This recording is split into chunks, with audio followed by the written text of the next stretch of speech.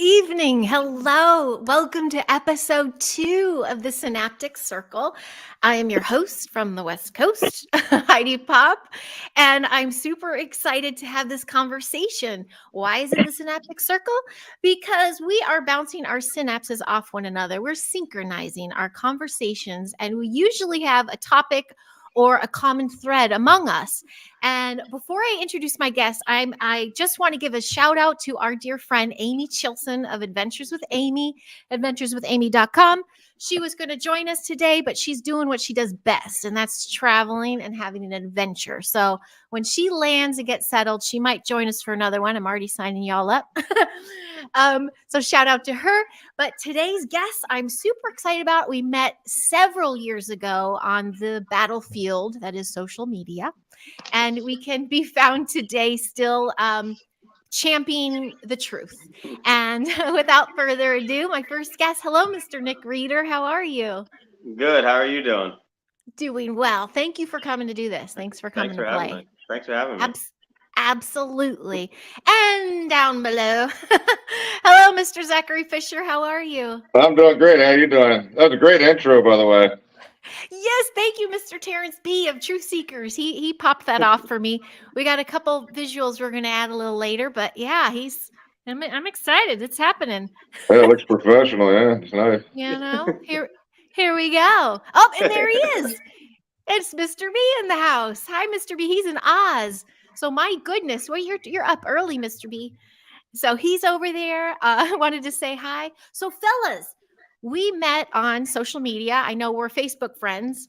And I am curious to kick it off. When is it that you found yourself on the battlefield? When did you start speaking out? You want me to go first or Nick? Yeah. You want to? Fight over it. No. I'll Go ahead, start. Zachary. Yeah. Well, for me, it started shortly after Mr. T was elected in the first election.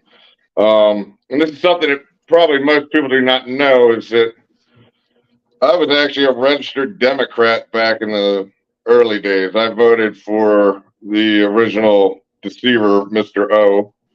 And, and I really believed in what he was telling, right?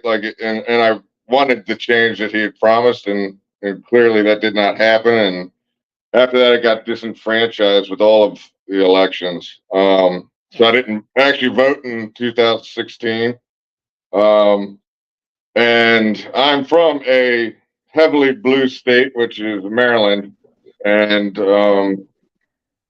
not a popular opinion to have, to be a Republican. And shortly after he was elected, I started to see that his promises were actually happening.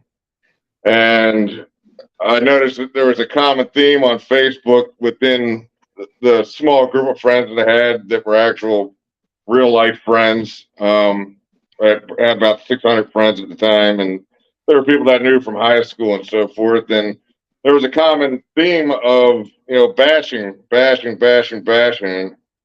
And I finally, something inside of me finally said, I got to speak up and say, how is it that you guys believe this? Like, everything, you might not like him as a person, but the things that he's saying are actually coming to fruition, and he's at least is accomplishing what he had promised. And that's when I figured out when having an opinion like that was not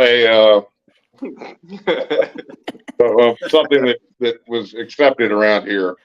I was called Nazi. I was disowned by every friend that I had known. And it was a painful process, right? It was like, all I'm doing is expressing an opinion. You guys are treating me like a demon, right? I had friends that were all different colors, and all of a sudden, guys that were holding my babies were calling me racist, and it really was a difficult point in my life. Let's just say that, and that was probably when the darkest portion of my life happened. I was pretty much alone. I was going through a divorce, and I was struggling to find myself and a purpose in my life. And next thing I know, I ended up meeting a few friends. I probably met Nick around that time, but actually at that point, I'm not sure Nick and I probably liked each other that much. We still don't. What are you talking about? On the battlefield, and those were the days when we were in it, right? We were yelling. Yeah. And that was the yelling, right? That was the like the mudslinging, and it got a little that was nasty, and it felt awful. But I was thinking about it even earlier today after you sent me some of these questions, and it was a really, really important time in all of this was really the fact that there was people that finally stood up and said, enough's enough, at least give the guy a chance, right? Yeah. And I guess that would be the wayshowers, the ones that finally said, I've had enough. I know it's not a popular opinion, and quite honestly, people were getting canceled at the time. People were losing jobs. People were doing, a lot of weird things. So that's when I met Nick, and Nick was out there banging heads with the best of them, right? And we slowly through this whole process transitioned into an understanding of well, actually, let me rewind. That was at the point when Q started to drop on back channels. Mm-hmm. And I started to see that there was something a little bit different going on, and I wasn't sure. I couldn't even tell you how I ended up finding Q, to be honest with you. I guess it might have found me. And all of a sudden I started to find people that I could have conversations with, and that was an amazing experience, right? And we were decoding things. We were going through some of the darkest corners of the world and seeing things that were very uncomfortable. Yes. I lost many nights of sleep. Yeah. I was probably sleeping maybe an hour or two during the height of the Q drops. And lost pretty much everybody in my life. I was dating my current wife now at that time, and we ended up actually breaking up numerous times because what we were doing was not only was it not popular, it was quote unquote dangerous, right? There was at that point it was are we going to be rounded up, and am I putting her and her family at risk, right? Yeah, I hear you. So I ended up leaving or leaving Maryland. We broke up the last time, and I moved to Florida for a year. When I was in Florida, I had somebody reach out to me that I was friends with, and she said, why don't you start a Q group? And I said, no, that's not really my thing. And 5 minutes later, she messaged me back, and she goes, here's your group. See what happens with it. And I was like, okie dokie. Like, I don't even know what that means, right? So next thing I know, I'm involved in a group. I believe that group was called Q Sent Me. Which was it grew relatively large, and then I had a disagreement with the girl that started the group, and she ended up throwing me out. And then that's when I created the QAnon group, which ended up being one of the most influential groups that I can think of as far as the Q movement goes. That's just me saying that, and with pride, right? Mm-hmm. I had noticed a difference in the world, right? And I noticed you had some Q groups like the Great Awakening group, and there were large groups, and I realized that there was people in a spiritual community that were talking about a coming event. I noticed people in a political group that were talking about a coming event. I noticed the Q group was talking about a coming event. I noticed a religious group was also, religion was talking about an upcoming event, right? And all of a sudden, it was like pieces of a puzzle came together, and I realized, something's happening here, right? Like, this is different. So the group that we created, it incorporated and allowed a safe space for all of that conversation, right?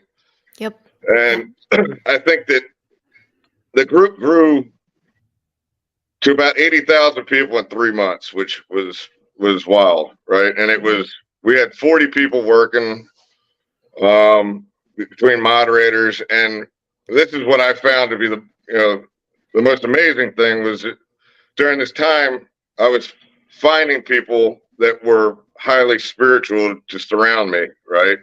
Mm-hmm. And some of the most powerful people I've ever met were all of a sudden moderators of my group, and so many different opinions and views, and we were all there for one reason, and it was to expose the darkness of this world, and that's what we did. You brought it to the light. Yeah. Right. And it was a tough time. I mean, we were attacked. We had Antifa after us. We had the whole gamut being thrown at us. And but through this time we were meeting people that were sent to teach me spirituality, right? Because I was not a spiritual guy. Okay, so that's when that kicked in then? Yeah, and I was not a spiritual guy at all, right? And next thing I know, I'm being taught about spirituality by some of the most powerful people right? And I'm sitting here like, I don't know if I really buy it, right? And all of a sudden, my path just lit up, right? And it was time to figure out spirituality. And I spent a year down in Florida where I did my shadow work to the nth degree. I looked at all my shit, I unpacked it, I dealt with it, and at the end of the year, I sat down for an ayahuasca journey, two nights, and that's when I found God again. Right, I was taken to a place. That's a whole nother story. It would take too long to explain it, but that's when I found God. Right, and about a week later, I turned myself over to God, and I said, use me as your vessel, and all I ask for is for you to take care of my family, right? And little did I know what that meant, right? And I was sent back to Maryland shortly thereafter, and reconnected with Sue, and we were married shortly thereafter. And it was there's a lot to the story, and I don't want to take up the whole time talking about it. No, it's fabulous. I will ask you more about the story. I love that. You gave us that arc there. And what about you, Mr. Neal? Where did you first find yourself going, wait a second, and digging your heels in and getting louder? So for me, I'd known that the media was lying to me and like all of that stuff since probably, mid 2000s or something like that. And no one even talked about it. Like if you brought it up at work, people look at you like you're crazy. The media doesn't lie, all this stuff. So I just stuffed it down, didn't say anything. And, the short of it is I was like, okay, there's something wrong with this world and I know it. And I've been doing everything I can to prove myself wrong. Like I want to be wrong and no one could answer my questions. Then I was like, okay, well, I knew the people in office. It was Bush and Obama at the time. And I was like, they're the same people. It's the same agenda. And I was like, I'm not going to get involved until I believe someone in office is going to change this. And then, Trump came in and I was like, this is interesting. And I heard him talk and I heard him speak. I'm like, there's something different about this guy. When I saw him walk on stage the first time, like I felt something. And I was like, this guy's real and legit. I don't know what he's about, but there's something different about him. Anyway, so like I started paying attention then. And I was like, I started speaking out a little bit here and there. You started to realize that, at the time I had like 100 people on my Facebook page and like no one really paid attention. And what really happened was I started to talk about politics. You pick up some of the people. And then Parkland happened. And I started getting, and Q was a little bit before that. And then Parkland happened. And I already had started to get a little bit of a circle around me from networking with people. And I made a post asking questions about Parkland and I got banned. And in that moment, that was the moment I was like, go fuck yourself. This is bullshit. All I'm doing is asking questions and you're going to ban me. Everything that I had heard was true and had happened to me with censoring and banning and all that stuff. I'm like, holy crap, this is all true and this happens. I said, someone needs to speak up. So at the time, I created a second Facebook account and I started posting everything that I wanted to. Next thing I know, like people just started flooding to my page. I started networking with people. It's like, people just kept coming to my page. I'm like, this is like, there's something going on here. People are finally paying attention to this now. Like a revolution, yeah. Yeah. So then like we just started, it just snowballed from there. And then the one day, I'm not going to go deep into this story, but the one day I got the idea. I said, dude, I was talking to a friend of mine. I said, dude, I said, how about getting a group of us? Because I had a big following on Facebook, and so did he, and so did a couple other friends and stuff like that. I said, how about we get a group of people together and we go to Twitter and we bomb them with memes in an organized fashion? And he's like, yes. So he said, let's do it. I said, all right. So we got another guy who had another large following. Like, I'm not going to drop names, but like some people know who they are. And next thing I know, like we created a group and I was like, okay, we're going to get like 10 people doing this. It's just for the LOLs, on a weekend, whatever. Next thing I know, there's 1,500, there's 2,000 people. I was one. Were you? Yeah, you were in there. That's why I joined Twitter. That was the only reason. I was on set going, I'm trying to figure out my new account on Twitter. I have a meme war to attend. That was such an absolutely phenomenal period of time. Everyone was just so energized of doing stuff. And like the first night, there might have been, a couple hundred people doing it. Next thing I know, we had like 5,000, 6,000, 7,000 people a night doing it. Every night at the same time, dropping memes on whoever, like the person that we wanted to. And at a time, in an hour, we would drop 50,000 memes. We had enough human beings that were that passionate and that pissed off and that, just passionate about it, that they were doing 50,000 memes in an hour on a Twitter page. People I don't think understand the significance of the meme, right? Oh, it's powerful. The meme was powerful because the algorithms could not catch it, right? Nope, they couldn't read the words. I believe it can now, from what I understand. But at that point, it could not read the words. So we were able to share truth without being censored to a degree. And what we would do is we would grab the most popular hashtags of the day. So when like just regular people would go to Twitter and click on a regular hashtag, they would see our memes and stuff. We would go to the post, the most recent post of someone like, Clinton, or, I'm not going to, like a whole bunch of other people that were involved in that stuff. And so it was their most recent tweet. So any normal person, regular person in the world who was following those guys would go there just to look at their Twitter page, and they would just see this barrage of memes and information about them. And it it was groundbreaking. Like there was people, General Flynn was involved. He saw us doing it. He knew we were doing it. I think it got all the way up to Trump. It got to the social media. It got to the mainstream media was talking about us. We had CNN analysts following us, talking about us and shit. That was a wild ass time. It was so nuts. Yeah. And that was literally, it had to have been one of the largest awakening periods ever.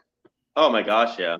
And I know there's a lot of conversation about Q and whether Q is good or bad or whatever.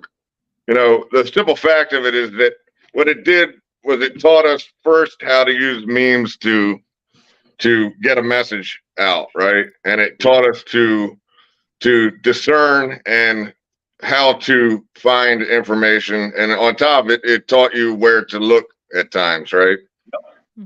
And most importantly, it taught us our power, right?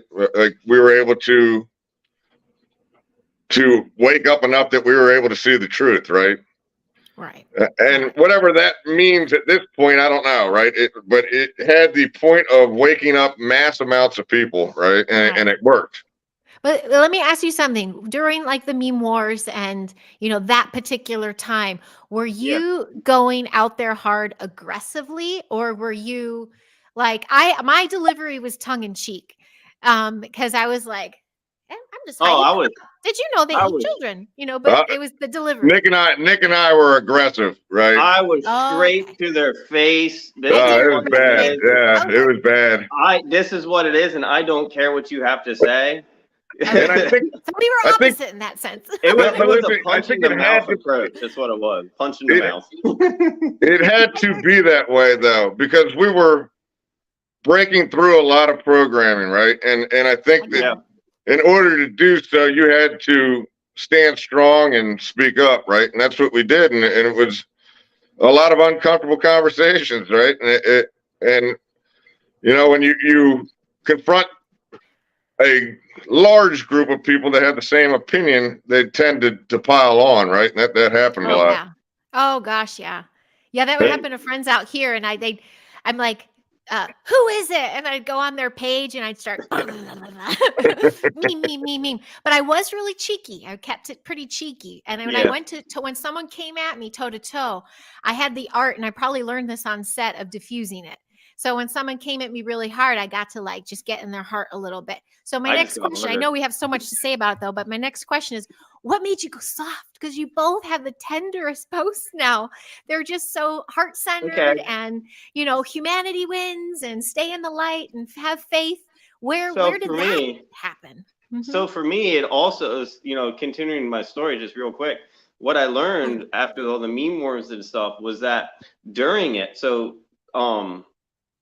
we would go after like Clinton and stuff like that. And I would notice with my son, who was like 3 years old at the time, absolutely no idea what we're doing, having no idea anything.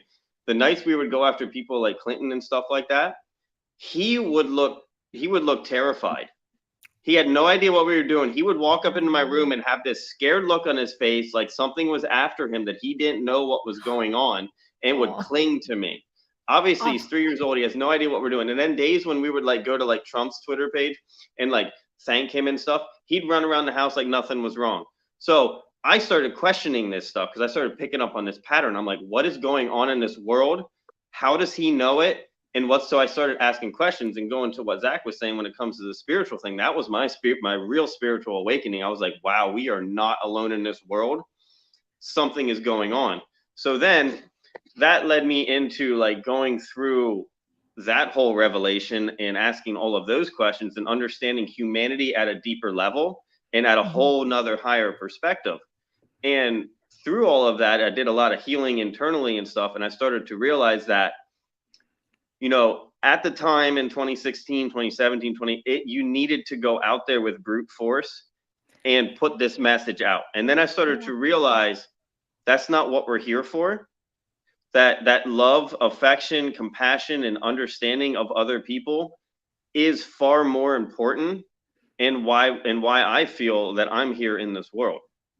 So like that's what, and I started to really understand that, and I started to understand that there is another way of going about things besides, like the old way of living, scarcity, attacking, fighting, anger, aggression, stuff like that, that there is another way of going about things. And that's what I started to learn. And I started to put out that message. And I felt that the message of politics, yes, it's very important. Like at the time, it was extremely important. But I feel I started to understand that if humans can learn to love each other and to understand each other and to learn to communicate, politics don't matter.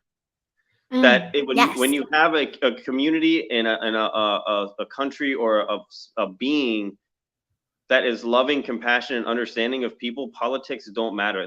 Politics will naturally begin to sort themselves out because you will create a humanity that doesn't need that stuff. They don't need to be governed by other people. They don't need to. So that's why my message changed, honestly. And I got tired of fighting. I got tired of being attacked. I got tired of all that stuff. And I started to understand, the more you attack people, the more you attack the mirror, the people in front of you, the more people will attack you. So you think all these people are attacking you? You have to look at yourself and be like, am I attacking people?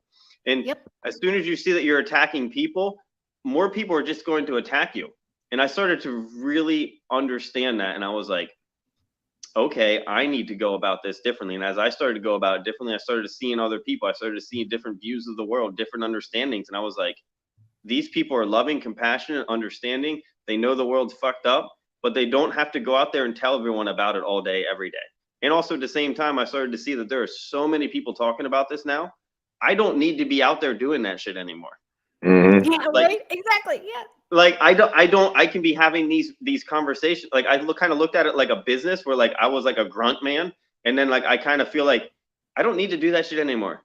Like there's so many people involved now. There's so many people talking about it. I don't need to go out there and fight those fights anymore. Mm-hmm. Boom. I think that was beautiful what you said too when you brought up the children, because that started my trip, but that was earlier, before Yeah. 45, because we were in California, our medical rights were getting taken away. So I started to go, and I did go pretty aggressive in those days.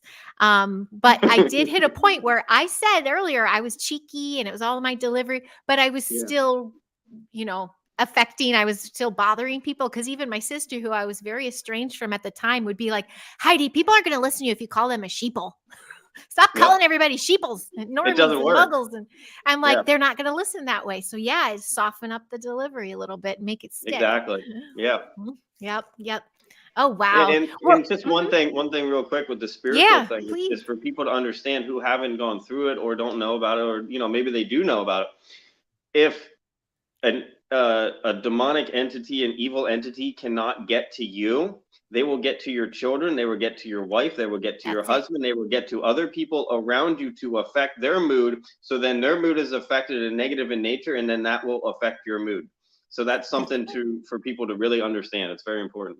1,000%. And we have to give our shout out. Hi, Amy. We were just talking about you. I'm glad you're safe. She's landed, she said. And yep, Awesome. just landed. So she's all good. Well, not quite settled, but we love you, Amy.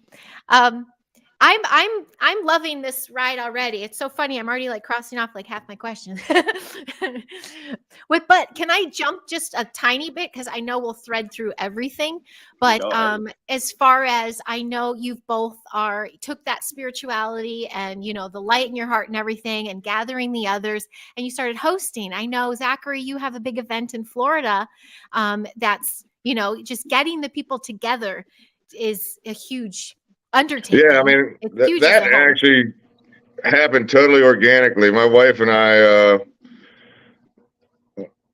during, I guess it was 2021, what was it? We were 21, I guess it was. We decided to go on a vacation. We were looking to go on a vacation in Maryland to the beach, and looked up places, and they were quite pricey. So she ended up looking down in Florida, and we found a place for the month. We rented it for the month, and this was during the period when nobody was flying. Everybody was against mask and wouldn't get on a plane because you had to wear a mask. That's a good way. So we were like, all right, well, we're going to be down there. Let's see, and I had lived in Florida. I said, let's see if anybody wants to meet out on the beach, and we'll spend a day out on the beach. And so I put an invitation on Facebook, and it kind of got a mind of its own, right? Next thing you know, we had about 100 people drive from as far as 3 days away to show up. That's awesome. And it has grown ever since. And it's an amazing event. And this year we're having it July 13th and 14th, and it's grown so much that we have. It has not been announced yet, but somebody else is planning an event for a secret space program event in the coming days before. So we're going to piggyback each other, and I'm looking forward to it. It should be one of the bigger years. That's Brian and James, right? I don't know, maybe.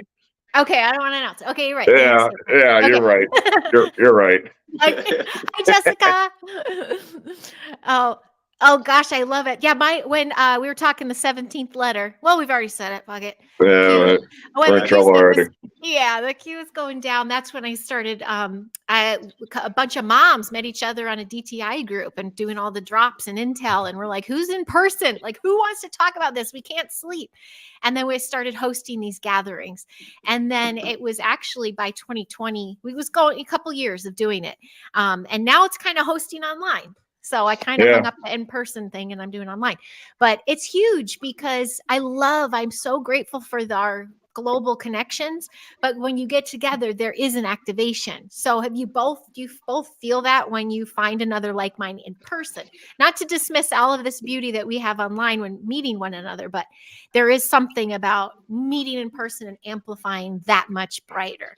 We have to start doing it in person. Like, yeah. I know that there's this common thought that light workers are spread geographically on purpose, and I kind of believe that to a degree, but at the same time, I think that the connection is what's important because we do activate each other. You know, I find people all the time, and I'm activating them at restaurants. And it's definitely on purpose, and they're finding me, right?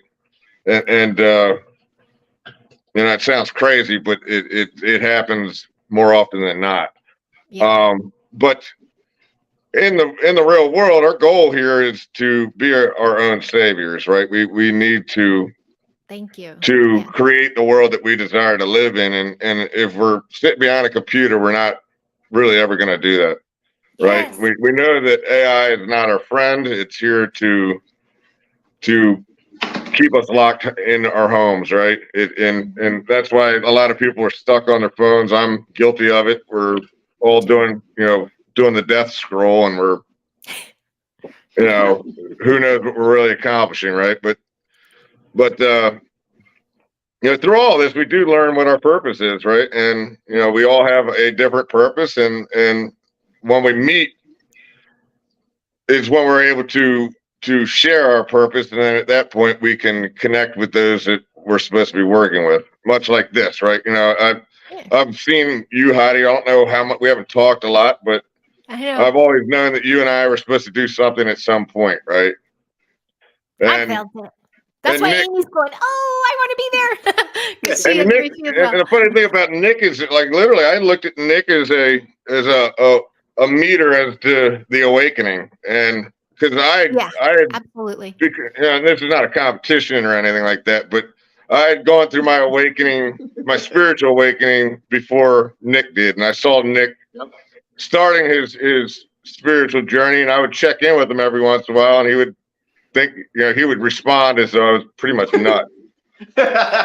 You remember that, don't you? And I'd be like, hey, they show you who you are yet? And he'd be like, oh, what you talking about, right? Yeah, I'm like, all right, dude, I'm good. And then shortly thereafter, I saw him, he was invited to speak at a Starseed event, and I was like, is that Nick Reeder? Like, Nick Reeder's speaking at a Starseed event?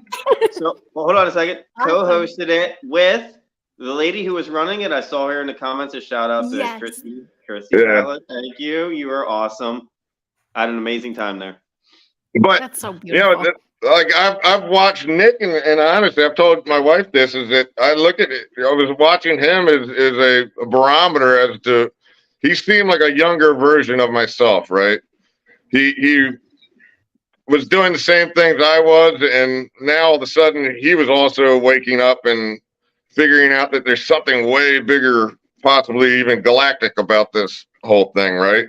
And that's when Nick and I actually, I guess, befriended each other above and beyond the few messages that we had. And he lives about an hour and a half from me, and really, we met him about a little over a year ago. We stopped by his house after we were up in Hershey, Pennsylvania. We stopped by his house, and then a few months later, he came down and spent the night down here. And and the conversation that we had was very deep. Let's just say that. And oh my God, yeah, it was a great conversation, and we were getting to points where we both were realizing we had gotten to an understanding that was not talked about, right? And I'm not sure that a lot of people have that understanding, right? And it was with purpose, right? And it was very personal conversations as well, uplifting, empowering, telling each other what we're doing right, what we're doing wrong. It was almost like an older brother type conversation where it's like, hey man, you're doing this right. Hey, you're messing up here.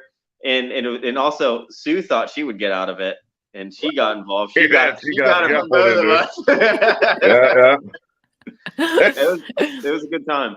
And that's, I mean, to go back to what Nick had explained why he or how he had softened, right? And my softening happened between this ayahuasca experience. I mean, I can get into it really quick. When I drank the ayahuasca, I was approached by an entity called, that people refer to as Mother Ayahuasca. And she asked me if I wanted to see the Akashic records. The first night, I was able to ask a question, and it was like a slideshow. It would slide in front of me, an answer, almost like you're doing a Google search, right? And I sat there for hours, and I was like, this is amazing. This is amazing. Like, why doesn't everybody want to do this, right? So at the end of the night, all of a sudden I got this message, and it came in red neon writing, and it was like, you got this, you got this, you got this. And I was like, it was like the most empowering, endearing, most supportive feeling I've ever had in my whole life, right? It was a love that I'd never heard, and it was like it told me I could handle anything, and I didn't know what it meant. So the second night, I sit down for the ayahuasca, and the shaman comes up and he says, what's your intention of this tonight? And I said to him, I want Mother Ayahuasca to kick my ass. And he looked at me, he goes, you better be careful what you wish for. And I said, I don't want to do this again. So I literally surrendered to the ordeal, and I laid back into meditation, and before my head hit the mat, I was gone. And I ended up on the other side, and it was a place that I would call the Garden of Eden. And it was whimsical music playing, and it was the most beautiful colors, and it was almost like gears that were moving around, and whimsical colors and whimsical like flute music playing in the background. And then I look around, and all of a sudden I see that there was people sitting in this. It was like a park setting, and they were like sitting in the grass, and an entity would come to them and sit with them, and all of a sudden I realized where I was, and it was a place where people were transitioning, right? And these beings were helping them understand what was happening, that they were leaving this realm and going into another. And it was almost like I was standing behind a sliding glass door, which I would consider maybe the veil. And I'm like looking through this door at this area, and I'm like, all of a sudden it dawned on me, holy shit, I'm not supposed to be here. I'm not supposed to be here. I'm not supposed to be here. I'm not supposed to be here. And I freaked out, and I sat up, pushed myself up on the mat, and I was like, nope, nope, nope, nope, nope, nope, nope, nope. Not doing that, not doing that.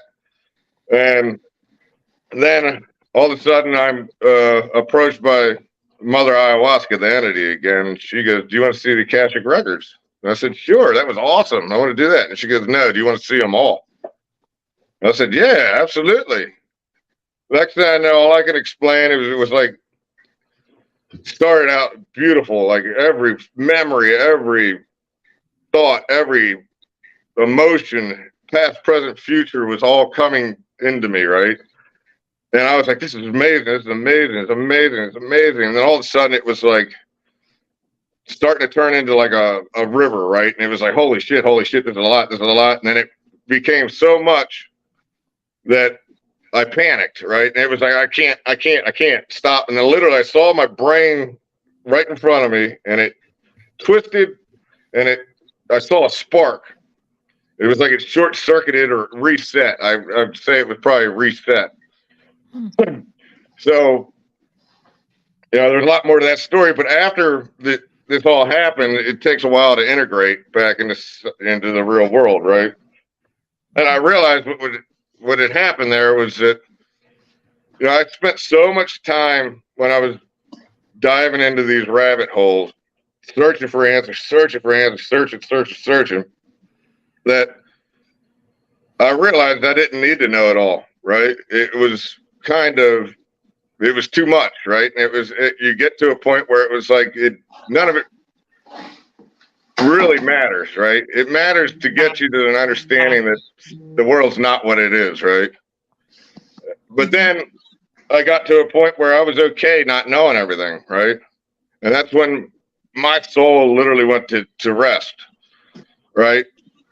And at that point, it was a natural progression. And I think all of this, the Great Awakening, is literally a pathway that it starts at. You're realizing that the world is not what you think it is. And then you progressively keep stepping up this ladder, and you're eventually at the bottom of all the rabbit holes is God, right? And once you find God, you literally you go to peace, right? Yeah. Do I have hard days? Yeah, I have plenty of hard days, but most days I'm at peace, right? When I have hard days, it's typically the people around me are healing, right? And I'm having to hold space for them and help them as much as I possibly can, right? So, in my life, I did so many bad things as a younger version of me that I think now I'm working off my karma, right? And that's what I do on a day-to-day basis. Is I try to help people find themselves, right? Because if I can teach one person to have that feeling that I have after that event or after the ayahuasca experience, like I think I've won, right? Yeah. Yeah. Oh, I And I love. think that's what we're here for, is to, as wayshowers, is to show these, show everybody else. I mean, it's not I don't think I'm better than anybody. I'm not here to be God. I'm not here to be anything. What I'm here to do is show people the way to be happy, right? And the only way that I can do that is by making myself happy, right? And then in hopes that other people will see the same thing happening, right? Yes. There's the way Yeah. show.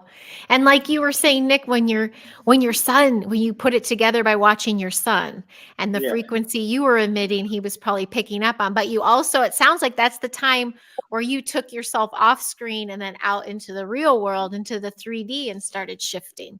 Is that what I mean? I feel like you both made that connection of like, okay, I'm done this work here. Now I got to put it Yeah. to action and with the Yeah. human. So then I started going out to rallies a lot more and stuff like that. And I started talking with people, and I started to basically not really be afraid of speaking the truth of what I felt, because I started to understand the world at a deeper level. I started to understand that the physical world, yes, it's important, but it's not the real truth of everything of why we're here. And like Zach said, once you start to surrender yourself to God and you start to understand God, you start to understand energetics, you start to understand life, you start to understand that what you are putting out, you are getting in return. And like you're saying, is that and Zach said it as well, at least something close, is that if all you do is stay online and just talk online, you're not creating. Like, we are creators. We were supposed to be here to create. And what really flipped in my mind was the day I realized that if I want a better world, I need to live a better life. I need to create my world, my life, to be a better life, to show other people that it is possible, that you can go from people who don't know me, if you follow me, especially after I started get out of politics, I started talking about my personal life. I started talking about very in-depth, vulnerable posts of shit I was going through, and I did it. It's like a way for a release for me, but also I continue my journey to show people that you can go to the depths of hell inside of yourself. You can see the very bottom of yourself, and you can get yourself out of it. Like Zach was talking about being the Wayshower or whatever. I don't look at myself that way. I look at myself as this is who I am, and so I have a weird way of looking at myself, is that I look at myself from a third person perspective, and I talk about what I say. I talk about my human. I talk about my brain. I talk about shit that I've been through and who I am, but that's not who I am at the same time. It's just, this is what my brain is doing right now. This is what I'm doing to overcome it. I don't know if this is going to work. And then later on, I start to show the results of the work that I have done. I've gone from a point of, just not even wanting to get out of bed, having days like that, and just so much childhood trauma and shit that I have been through, so much work that I have gone through, and I put it out there. I tell people, I'm like, this is what happened to me. This is what it caused. Like, my brain works very analytically as well, as that I need to understand what happened, and I have a way of being able to speak that to people. And people so many times are like, this is what I was thinking, and you put it into words that I couldn't do. So like, that's just kind of, I realize that's kind of my gift. And part of the reason that we're here is we all have a gift. Every single person has a gift, but so many times we are so afraid of it. We aren't afraid of failure. Most of us are more afraid of how powerful we actually are. Yes. We are success is scary, man. Yes. It's like, I'm saying it right now because I am terrified of what my full potential is, because you get like glimpses into your full potential. Like, damn, if I lived every day like this, I don't know if I could handle it, because it feels too much, because we've lived such like small lives by like, limiting beliefs and self-doubt and all of this stuff. So as you start to overcome it, you start to put yourself out there and you start to win. And then what happens is you start to get scared of it. And then you start to like, and you like shrink yourself down. It's such a self-sabotage. Yeah, self-sabotage, fear of own success. Yep. But it's an absolutely scary thing. It's terrifying. Yeah. But sometimes you have to keep going. Like, you have to realize that you are put on this earth you are supposed to be happy. You are supposed to live a loving life. Like, we came from a place of unconditional love where our soul returns after we live this life. Our soul returns to a place of unconditional love. And we come to this place to understand love that is under conditions, and to fight through all of that. I feel, to show people that it is possible to love unconditionally, to be able to learn how to do that, even though it's freaking hard, because human beings piss you off. Like, some are just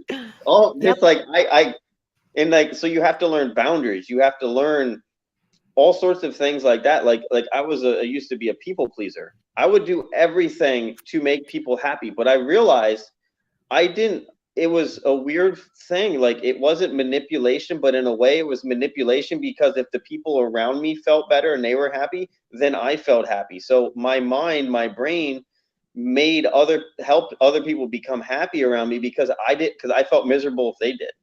So if they felt good, I felt good. Like, there's so many mind fucks in this world that are just weird things like that you don't realize that. And then it's just one day you're like, holy shit. Like, and then all of a sudden it's like, well, no, I'm a people pleaser because I have weak boundaries. I don't want to stand up for myself. I don't believe in myself. I don't do this. Like, there's so many questions. And that's a lot of the stuff that I post about, because my sole mission is to empower people, and for people to be like, damn, I am the cause of all of my misery in my life. I am the cause of all of the success in my life as well. I am the cause of literally freaking everything in your life. And if you take full accountability and full responsibility for your life, you can turn your life around, and you can become anything you damn well please. And if the only person holding you back is yourself, and I want people to understand that shit. This is the school of the hardest school is Earth, right? The hardest planet.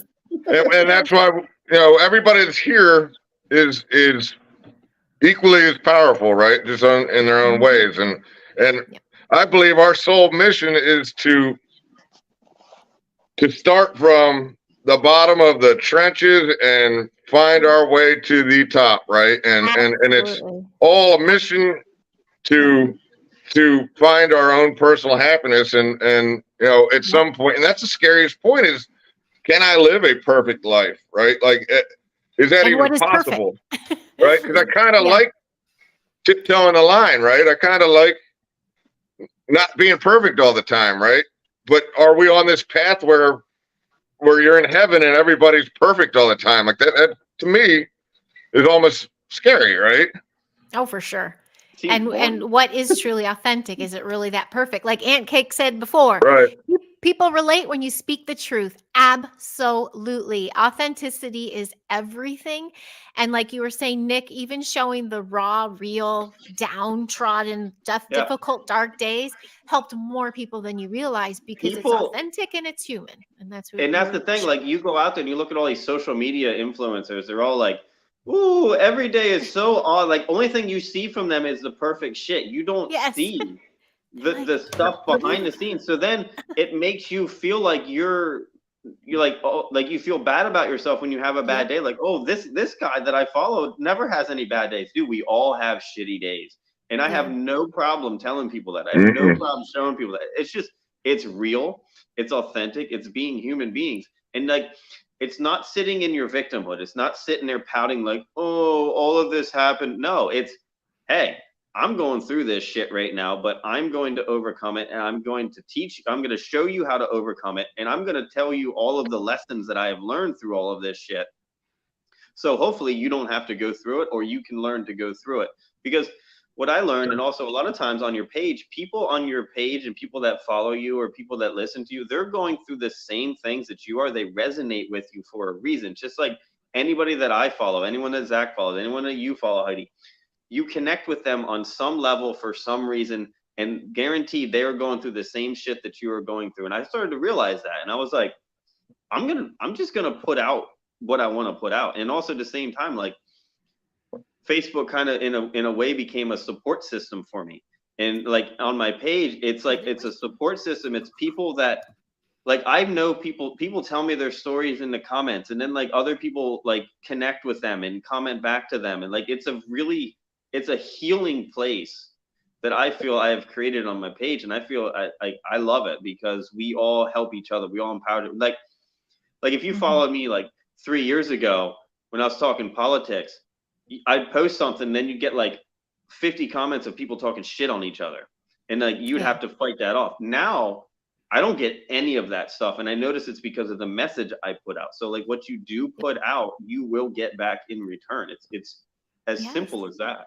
It's so simple. That's the crazy thing. It's Mm-hmm. all these distractions and things, but when you get back to the simplicity of it all, um, but I'm not even finishing that thought. What are your thoughts though with the shift? To me, that's what I feel like the shift is the shift within, and then we spread that light out.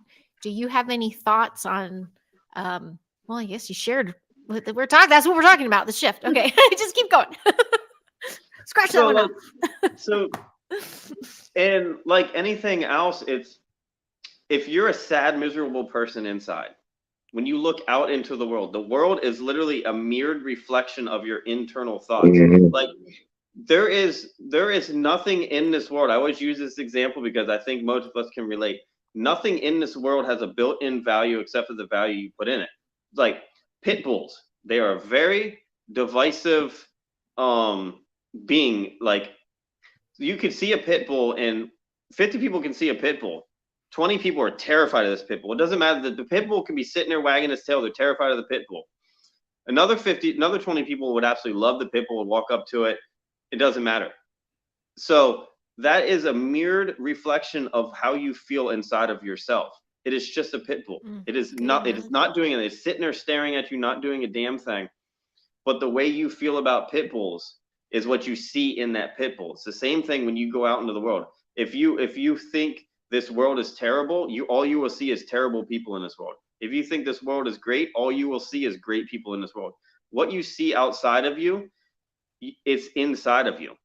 Like anybody who's been on this healing journey, like I've dealt with depression my whole life.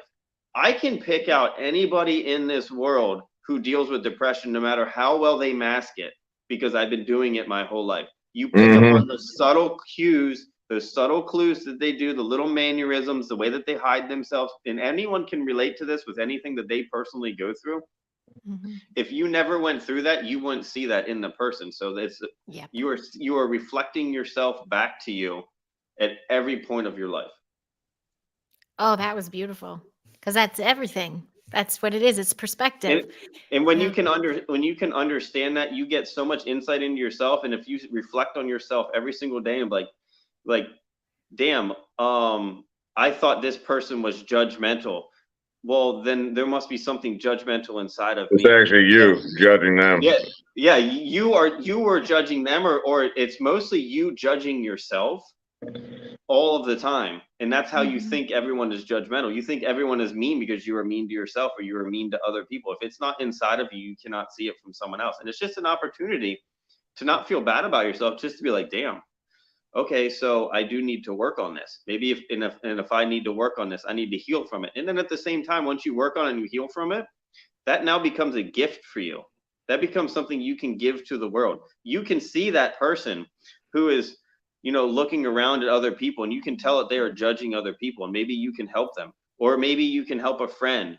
And the more you learn about yourself, the more you learn about humanity and human behavior, the more you can help your friends, and the more you can help loved ones, and the more you can help other people around understand yourself. I think understanding myself has been the best thing that I've done. It's the most one of the most traumatic and terrible experiences to go through until you reach the bottom. But once you do and you start coming back up, it's a journey that I'm very glad that I've gone through. And I still go through it. Like I'm not like I have miserable days, I have terrible days, but I have a lot more good days now than I ever have in my life. Once you choose to wake up, right? And that's what you hear, we're the people say we're the chosen ones, right? And they put a lot of ego into that, and the way I look at it is that we choose to wake up, right?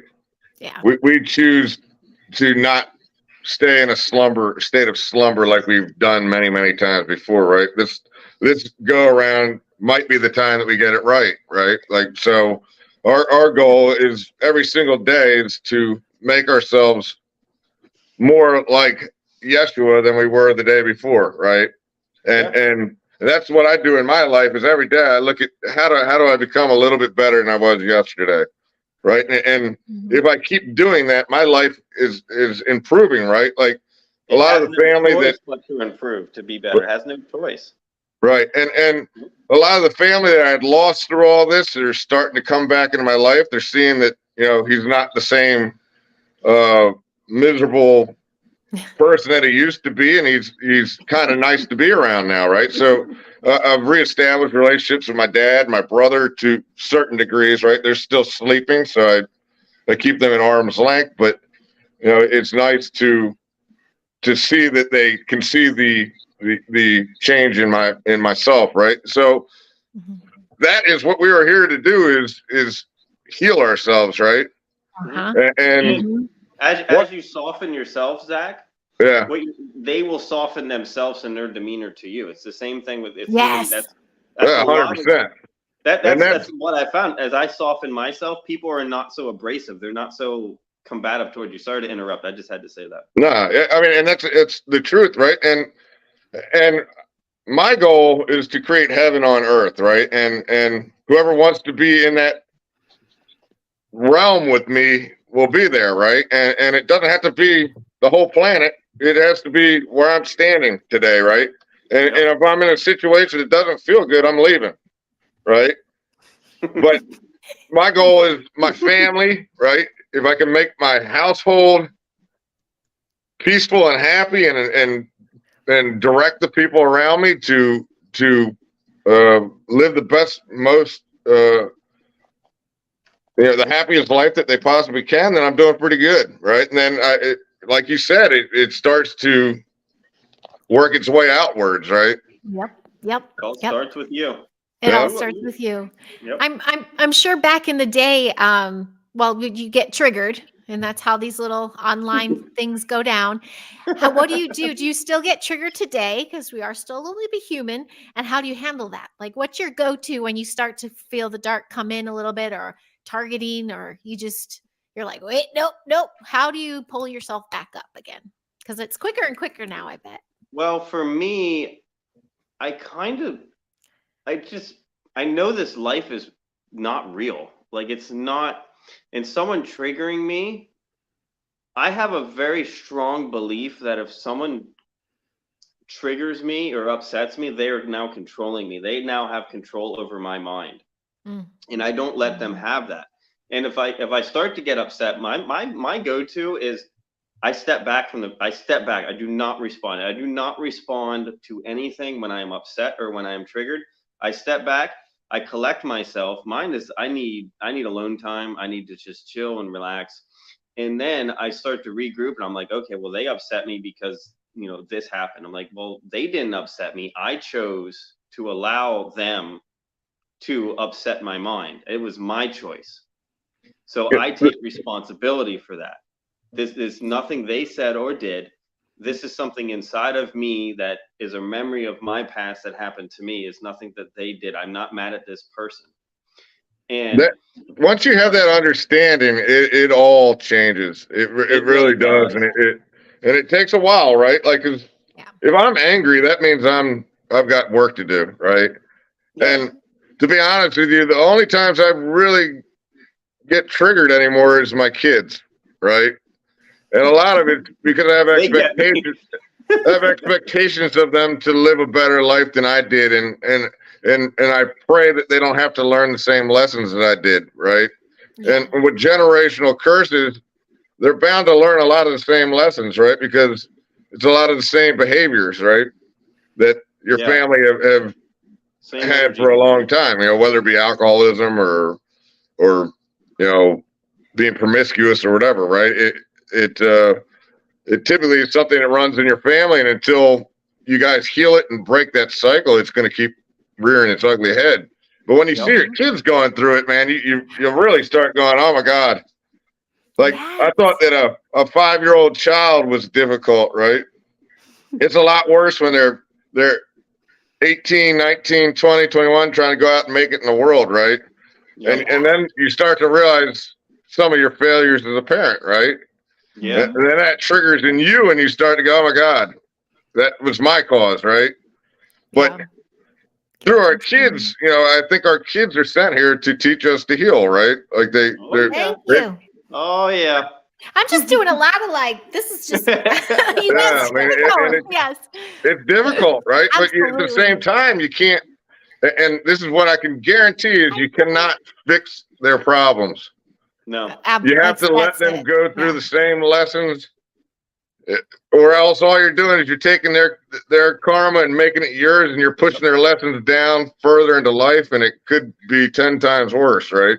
Yes. You can just be there for them as a foundation and as a person that they feel comfortable to come talk to.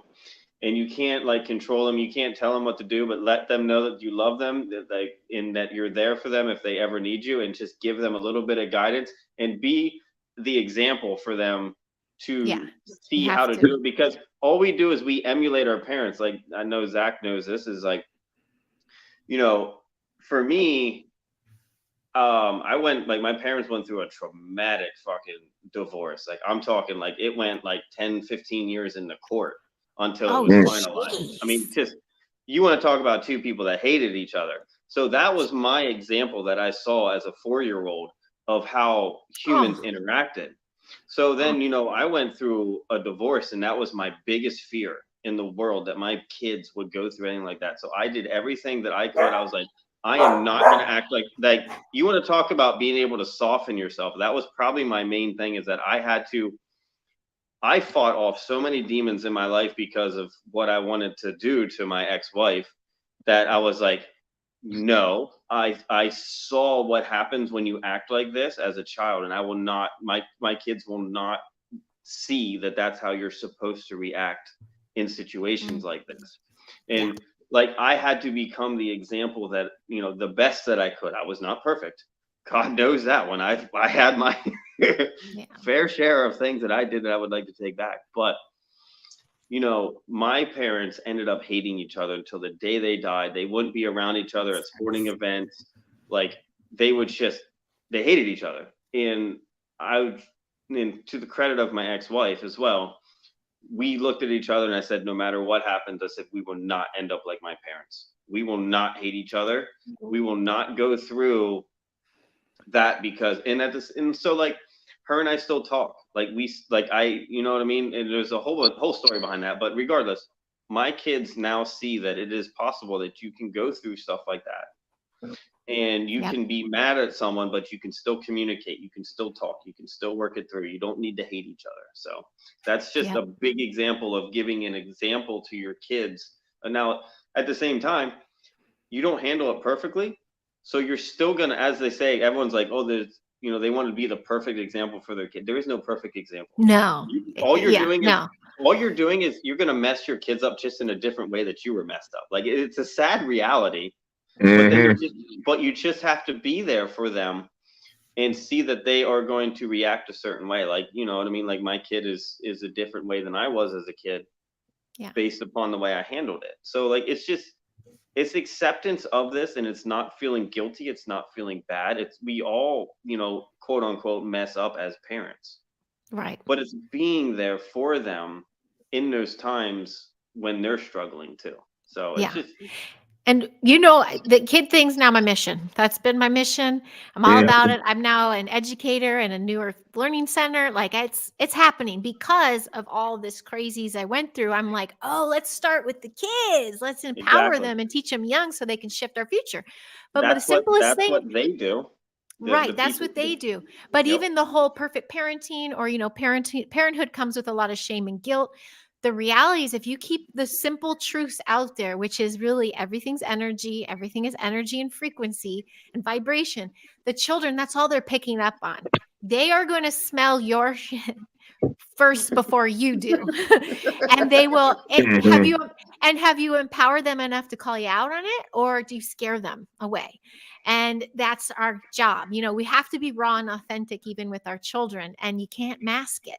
And that's the problem. I saw a lot of parents I knew out here, especially in that crazy 2020-ish area, saying one thing to their children, but their vibration was so opposite of what they're saying, their kids lost trust.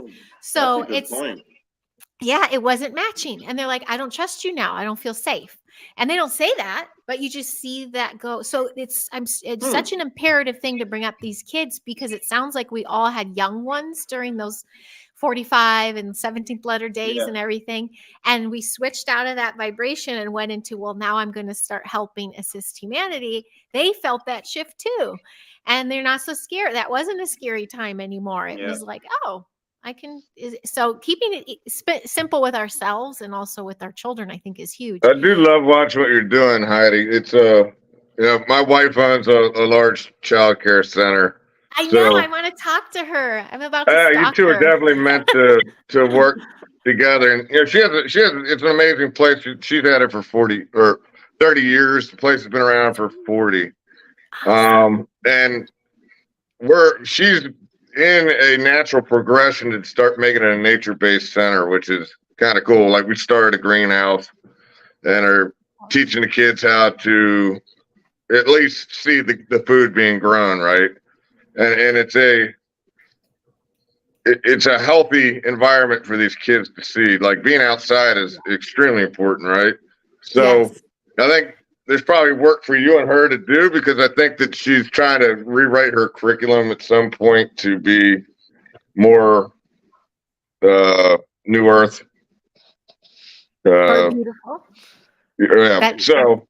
That kind of frequency. Yep. Yeah. Cool. There's reasons why we're connected, right? I'm not surprised one bit. And it was all divinely timed. It had to be divinely timed. So that's the other beauty. And we know nothing can happen too quickly, right? Exactly. I want to throw in a nugget. First of all, it's been so long that I haven't even chimed in. I want to thank everyone who's been in the chat. Thank you so very much for your engagement. And don't forget to hit like and subscribe and share. It's my son's new thing for me. He's like, don't forget to say that. So I have to say that. He did it for me in an advert yesterday. I don't know if you saw it. He poked his head in to say it. And I didn't have to pay him.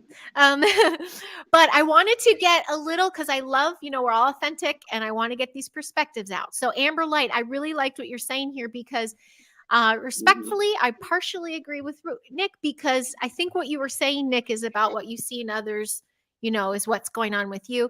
But she's right. There is a time when you see something else going on in someone else, and that's their stuff. And that's where your boundaries come in. I think that's what you're saying. Yeah. Transmute it.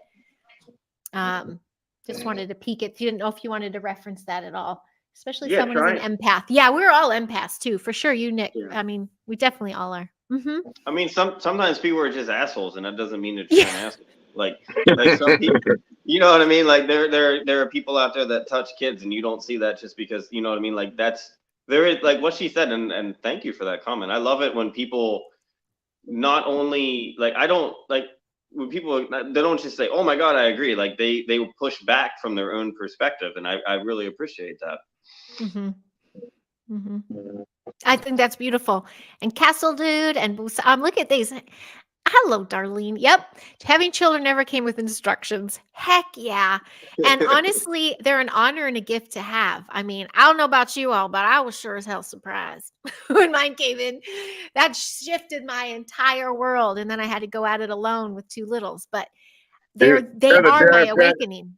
the day I found out about my first, my daughter Lexi, she's 21, was I was working down in DC at the time, and it was September 11th, and the attacks happened that day. And I was about a mile away from the Pentagon and felt the explosion.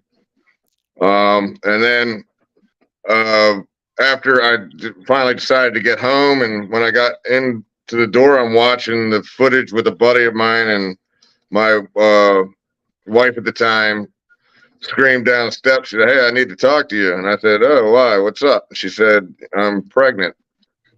And that was a point in my life that I think might have started a lot of this thought process, was that I all of a sudden realized how life leaves and life comes in, right? And it's this kind of weird flow, and it was a weird a feeling of happiness, yet this miserable thing happened that day, right? It was a beautifully painful experience, right?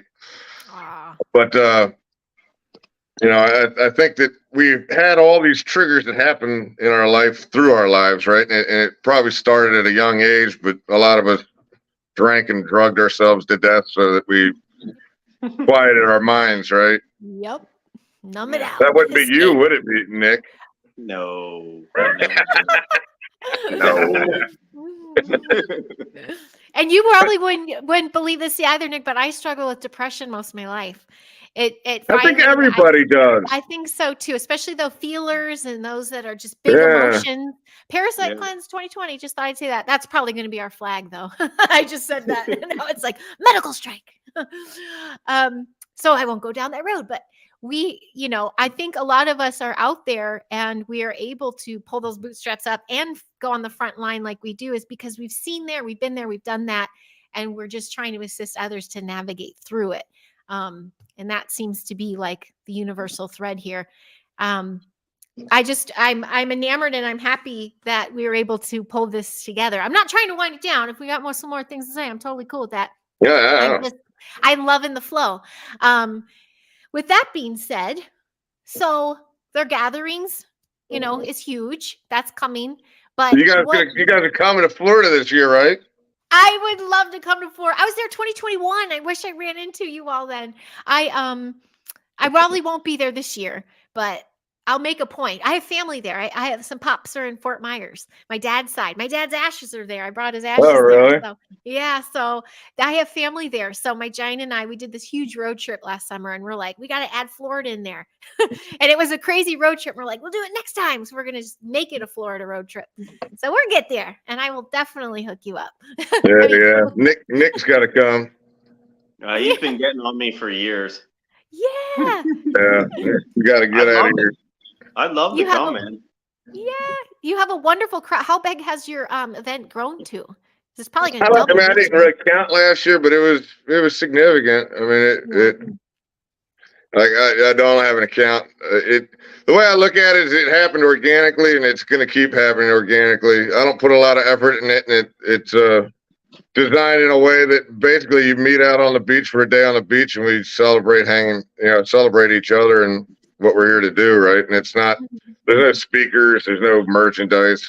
It's a day of being, right? A day to be with each other, and it's been magical. I mean, the friends that I've made in that it's changed my life 100%. And it's my real family now, right?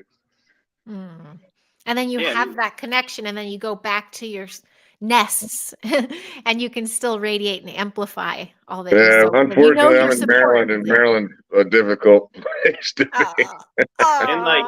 And on a serious note, Zach, like I know it's difficult from you, like maybe not difficult, but like it's a little different from your perspective when you're hosting an event like that, because I've done some stuff like that. But I'm telling you, the people that go there you have no idea how well you're helping them. And I need to point that out to you. Yeah. And I need you to, I know you know that, but like really soak that in, because like there's several hundred people probably that go there. Like I've seen the pictures, and like I've talked to a couple of those people. They love going there because when you're finally around like-minded individuals, because from our perspective, you know, we have rather large followings or whatever. So we have a large group of people that we talk to. A lot of people on our pages, they have one or two people maybe. Yeah. They have, you know what I mean? Like they comment on your stuff and they might talk to those people.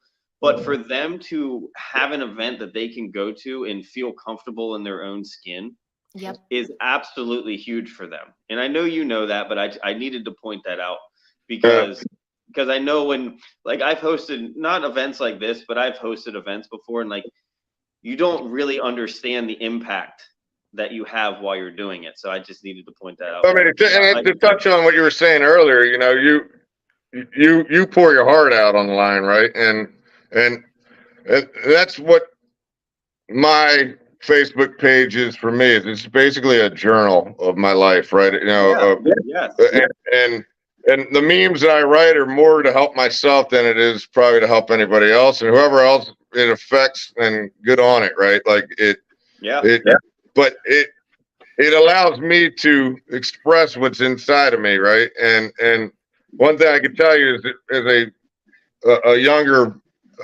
male, you're taught not to express your feelings and your shortcomings and the things that you've done poorly in your life, right? Yep. And that's what allowed me to actually heal, was putting my shit out there for the world to see, and nobody can judge me on it, right? If you do, that's on you, right?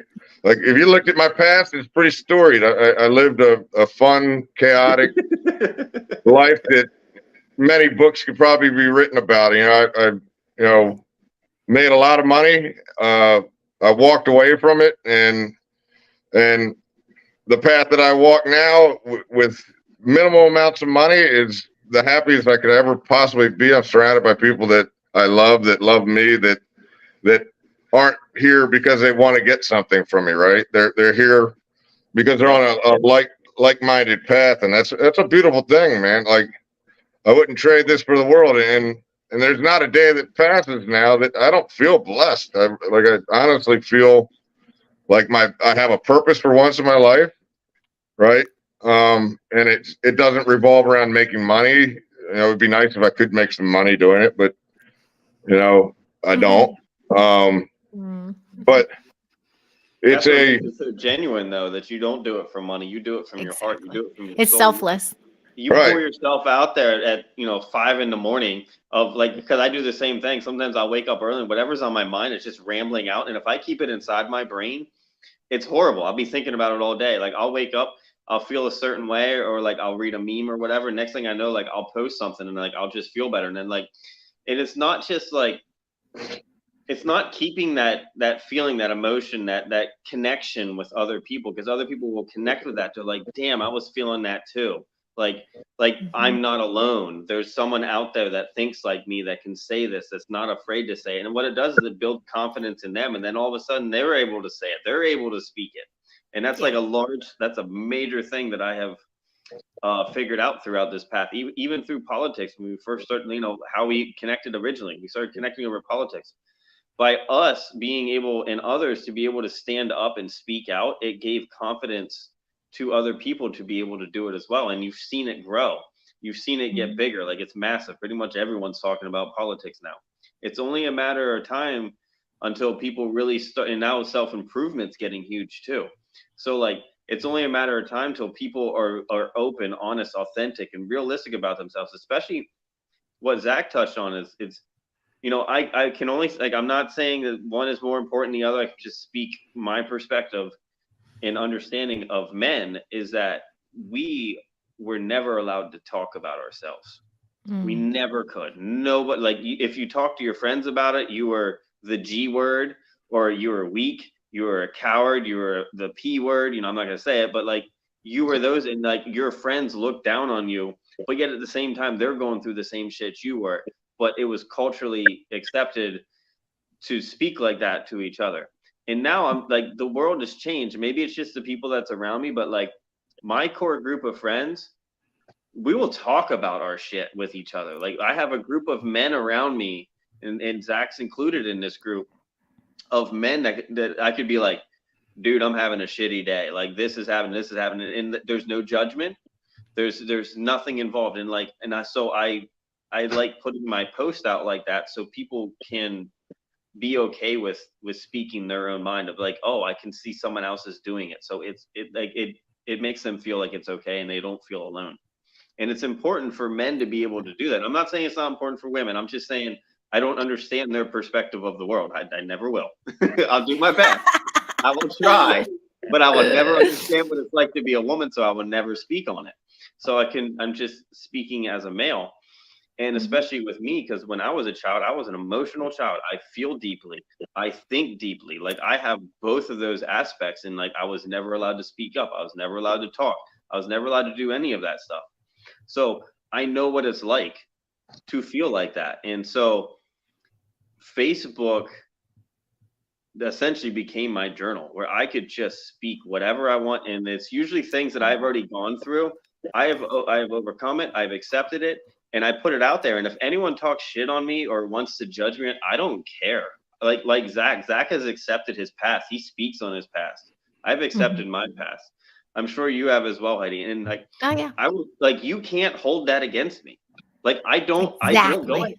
go ahead. Thank you for saying that. Hold it against me. You are showing who you are. And like your insecurities and all of this stuff. Dude, I am who I am. I don't care. This is who I am. This is what I've been through. I'm not scared of it. I'm not afraid of it. It has made me who I am. And like, it's a very empowering position. And I want people to know that it's okay. And the freedom of putting it all out there is that you no longer have to hide behind a mask, right? Like we as human beings put on all types of different masks. You know, I'm Rico Suave, or I'm, you know, rich, or I'm, you know, popular, or whatever, right? Or I can fight, right? Like every man has to have that persona, right? And once you take that the mask off and decide to walk around the world as yourself, like it at first it's scary, man. And that's a lot. That's when a lot of the healing starts to happen, is when you're real with yourself, right? And you go, I'm an asshole, right? Like I treat people terribly, right? And no wonder why everybody wants to hang out with me, right? Like I think I'm better than everybody, right? And once you finally can be truthful about that, that's when you get to heal, and then you start to see these small little changes, right? Like, oh man, I got some friends that actually want to hang out with me now, right? That aren't looking for something from me, right? They genuinely like me, right? And when your I don't give a fuck is broken, like you can get to a place where it doesn't matter what somebody thinks. It only matters what I think, right? Yep. You have that little voice in your head, you know, all the whatever you've done in your past. I guess I definitely have a past, but there's some storylines that become hamster wheels in your brain, and they're just they're bothersome. And it's only until you keep it simple, keep it true, and just say, well, I allowed that to happen. That's when you can just give the power, you just like detach. Well, I allowed it to happen. That sucks to be me in that time. Next, you know, forgive and move on. But it's when you're constantly making it about the other person and having a victim card is when you take ownership. And I think we've all done that. I think we've done that online. We've shown people how we've taken ownership, and we're trying to show people how, don't worry, you can do it. Take ownership. It'll be okay. That's one of the things I love about Nick, though, is like we'll just send each other messages every once in a while and poke each other, right? and call each other little names and whatever. But it you know, at the same time, it's because, you know, there's an actual love there that we care about one another, and we take the time to check in on each other, right? And that's a neat experience to have with another man, right? Most men aren't vulnerable like that, right? Nope. Well, I salute you both for this big time, for being just men out there, but being fathers too. So you're emulating and modeling the behavior of the man, the divine masculine male energy that is so desperately needed on this planet.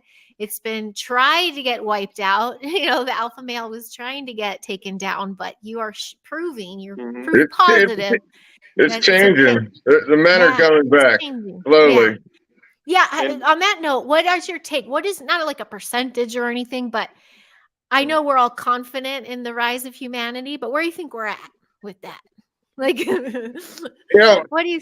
Mhm. I go many different ways with this. Like either this is all going to happen literally at a blink of an eye, where everybody is just woken up overnight. Like that's a possibility, right? Or there's a possibility that this is just going to be a long process that we all are on. That we are, basically we were that rubber band that was stretched so far out, and now it's being released, and we're going to start heading, and the stretched out was perversion, right? And now we're going to be released, and we're going to head back into the times that we were more loving and kind and humble, right? I hope that it's not a long drawn out process like that, right? I mean, we are definitely on some type of accelerated healing. I mean, there's no doubt about it. I mean, you could be sitting in your house and all of a sudden you're hit with some wave of strange feelings that you didn't even realize it was an issue, right? Yeah. And then you deal with it for a day or two or whatever, right? And that's when you have to go into your coping mechanisms of grounding yourself or finding support or taking a hot bath or whatever it is, right? However you calm yourself, right? Mhm. And I don't know where humanity lies, right? I do know that there are waves of awakenings that are happening, right? You can see it on our pages. There's times when our pages become very active, right? And then there's times where it becomes slow. And I think it's these periods when something happens in the world, and it's typically a life-changing event that's nasty, right? Maybe a war or the incident that happened in Hawaii, right? That's those trigger points that hit people in the head and go, take a look at this, and then they start looking at it and they go, this isn't right. Right. And then all of a sudden they start to look for answers, and that's when they are filtered through our pages. And then they start to go, oh, you're saying something that I'm thinking, right? And that's that the collective consciousness is becoming stronger, right? And we're all starting to realize that, like, our thoughts are very similar, and there's these waves of thoughts that are moving through our collective that we're all like, oh my God, I was just thinking that. Like, I think throughout this week, I didn't know what our conversation was going to be tonight, but like throughout the week, I'm like having these conversations that we're having right now in my head, right? So it was like this conversation needed to happen. So that's why the three of us are sitting here, right? Yeah, I agree. It was like a ding, ding, ding. Oh my gosh. Yes, let's do this. so my perspective of that.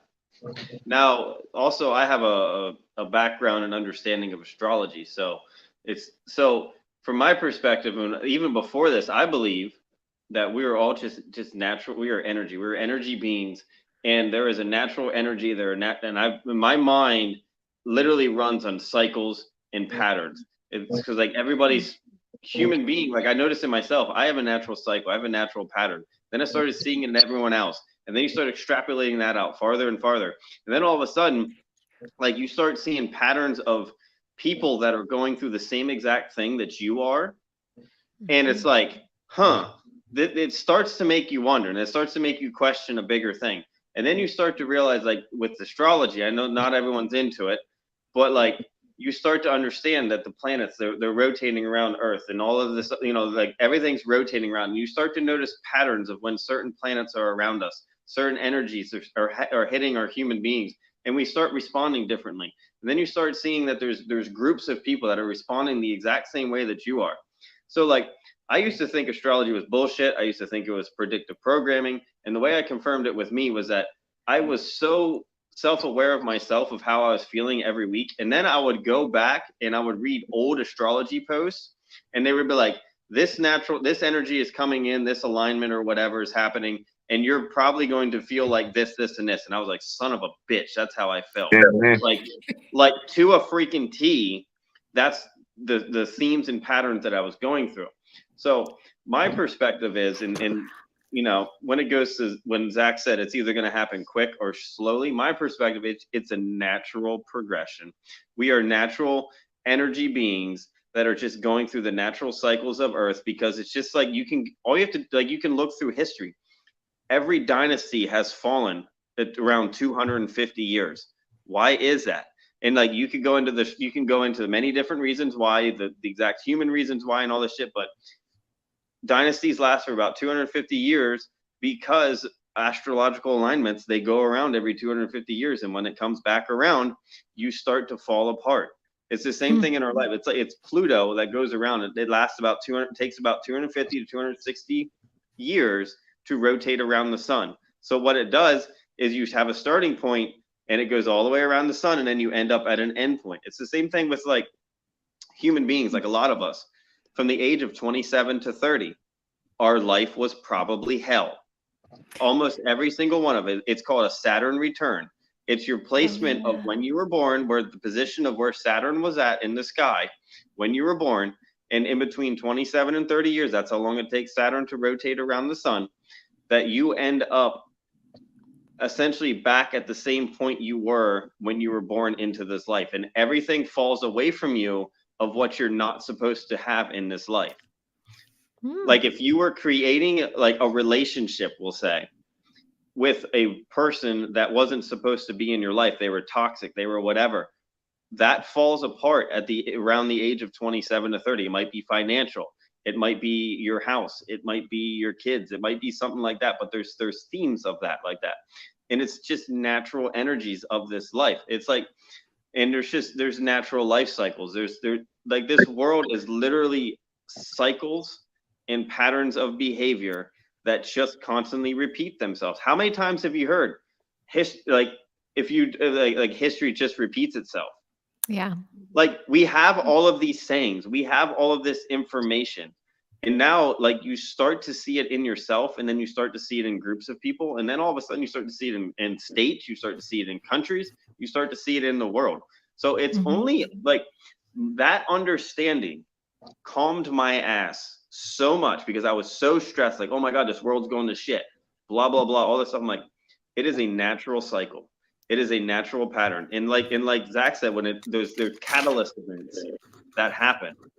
And what it does is, like, you were starting to think something, and like, then all of a sudden it happens, and you're like, oh shit, it like catches you, and you start paying attention to the world again, and then you start to question it, and then you start looking for answers out there, and then you start seeing people that are posting things like that. I mean, it's like Q said, this is biblical, right? And if you look at the world, you can literally see the Bible playing out again, right? Yeah. And it seems like probably, I don't know if this story just keeps playing and on a loop, right? Where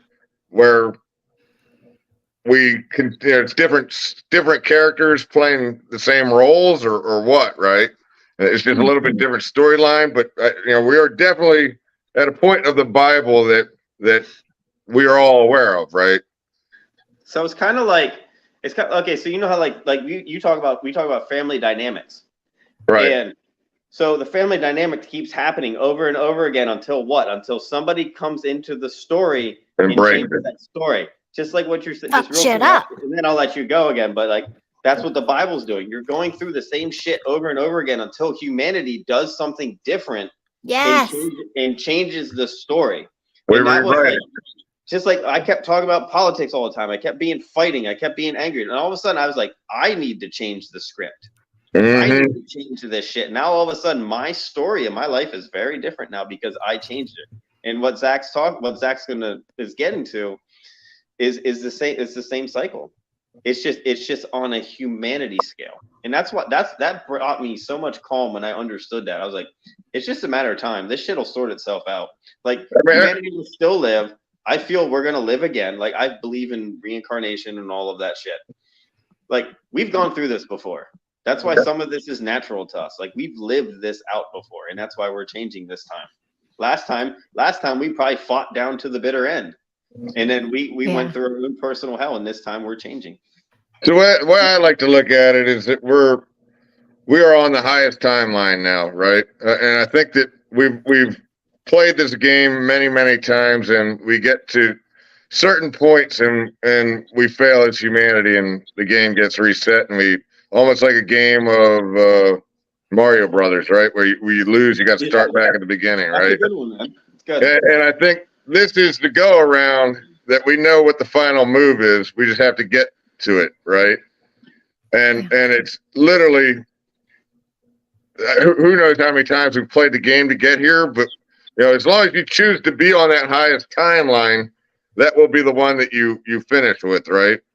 Yeah. There's a lot of people that are not choosing to follow their highest timeline. I think that they're going to have a different outcome, right? And that's that, like Q said, the ending's not for everyone. And that's not that they're not as evolved as we are or not as smart or as good as we are. It's a literal evolutionary choice, right? Like, am I ready for this? Do I want to be ready? I kind of still like to live in a karmic loop, right? I like to do bad things and learn lessons, right? Like, and that's okay, right? That doesn't mean you're a bad person, right? Or I like to make mistakes and have to restart, right? I like this game. Unfortunately, some of us have put the hardest level on, it seems like, on this game, and we're white knuckling it, right? But I love that. You get to a point where you realize like you can control the game, right? And you control the game with your mind, right? Like you can sit here and get into a really bad situation. Like my daughter, she injured herself really badly a few months back, and she was flown to shock trauma, and it was a moment that in my younger version I would have handled much differently, right? I would have really allowed it to affect me, but in my mind I sat there and I said, this isn't in this timeline. Nothing's going to happen to her. I know she's protected, and I know that I'm here, and the purpose is for something different than her injury, right? And then I'm sitting in the hospital room, and I realized what the purpose was, and her mom was locked in the room with me. My ex was locked in the room with me, and the three of us were in the room, and Cameron, my youngest, is in bed, and I realized that there was healing that needed to be done, right? And there was a lot of difficult conversations that happened in that room, right? And there's still unresolved issues, right? But God was affording us this time where we had no choice but to air out some dirty laundry, right? And in hopes that she would forgive me for my life and what she blamed me for, right? Yep. And a lot of it's could be my fault, and a lot of it's probably her fault, right? And the fact was we weren't meant to be together, and the reason why I chose to leave her was so that my kids would actually have the opportunity to see one or both of us be in a loving relationship, modeling something that they would long to have for themselves, right? And that was my mission, was to find somebody to model a good relationship with, and fortunately I found it, right? And now my kids get to see it, and it made my choices that much more relevant, but somebody else is very upset about it, right? So we have to look at these things as opportunities rather than oh my God, the world's ending, right? Good point. Oh, that's beautiful. That's what the 2020 era of the world shutting down here. I live at a place where we're targets. I mean, the planet cannot stand LA. And I'm like, wait, the kids are here. There's a lot of healing that has to happen. How are we going to do this? And shifting that focus to just getting those difficult conversations done with people. Everyone was able to take this in breath and start to make choices that can literally shift and move mountains. And my start was to start apologizing or making amends with things that were nagging or things that were those hamster wheel moments. And I'm sorry, I'm still taking it back, because that moment you had, here your daughter's going through something, but you also saw it as a beautiful learning opportunity with your family unit. I think that's because ultimately this is the other thing that I realized through all of this is like, we were ripped. A lot of our families have been ripped apart through all of this, right? And I think that we have a responsibility to try to fix these things, right? Like we in an ultimate world, we'll have happy families, right? We're not going to be fighting over politics. We're not going to be fighting over, medical choices and things like that. And we have to get to a point where we heal, not just ourselves. You have the micro and then you have the macro, right? Like we have to heal your family unit the best you can, right? And I think that at some point, all will be restored, right? I think that it's at some point everybody's going to have their awakening experience, right? And they're going to get to a point where they too want to heal themselves. Some might not do it now. Some might be 10 years from now. Who knows, right? Mm-hmm. But I think in the next year, we're going to have some significant things that come out that people are not going to be able to shy away from anymore. It's going to be in your face, and it's designed to be that scare event, right? Yeah. That will startle you into your awakening, whether you want it or not, right? You don't really have a choice. You can't hide from it, right? Mm-hmm. It's that. But there's so many of us that have done so much shadow work now that we're able now to assist when folks have to go through that. I'm not going to say it won't be easy for all of us. It's going to be hard on everybody, right? Oh, maybe, for sure. I've never read the Bible, but for some reason I know things, right? But I know there's going to be a period where we're all taken to our knees, right? And I think that there's going to be an event that is going to take us to our knees, whatever that might mean. You think it is? You think it is going to be one particular event that?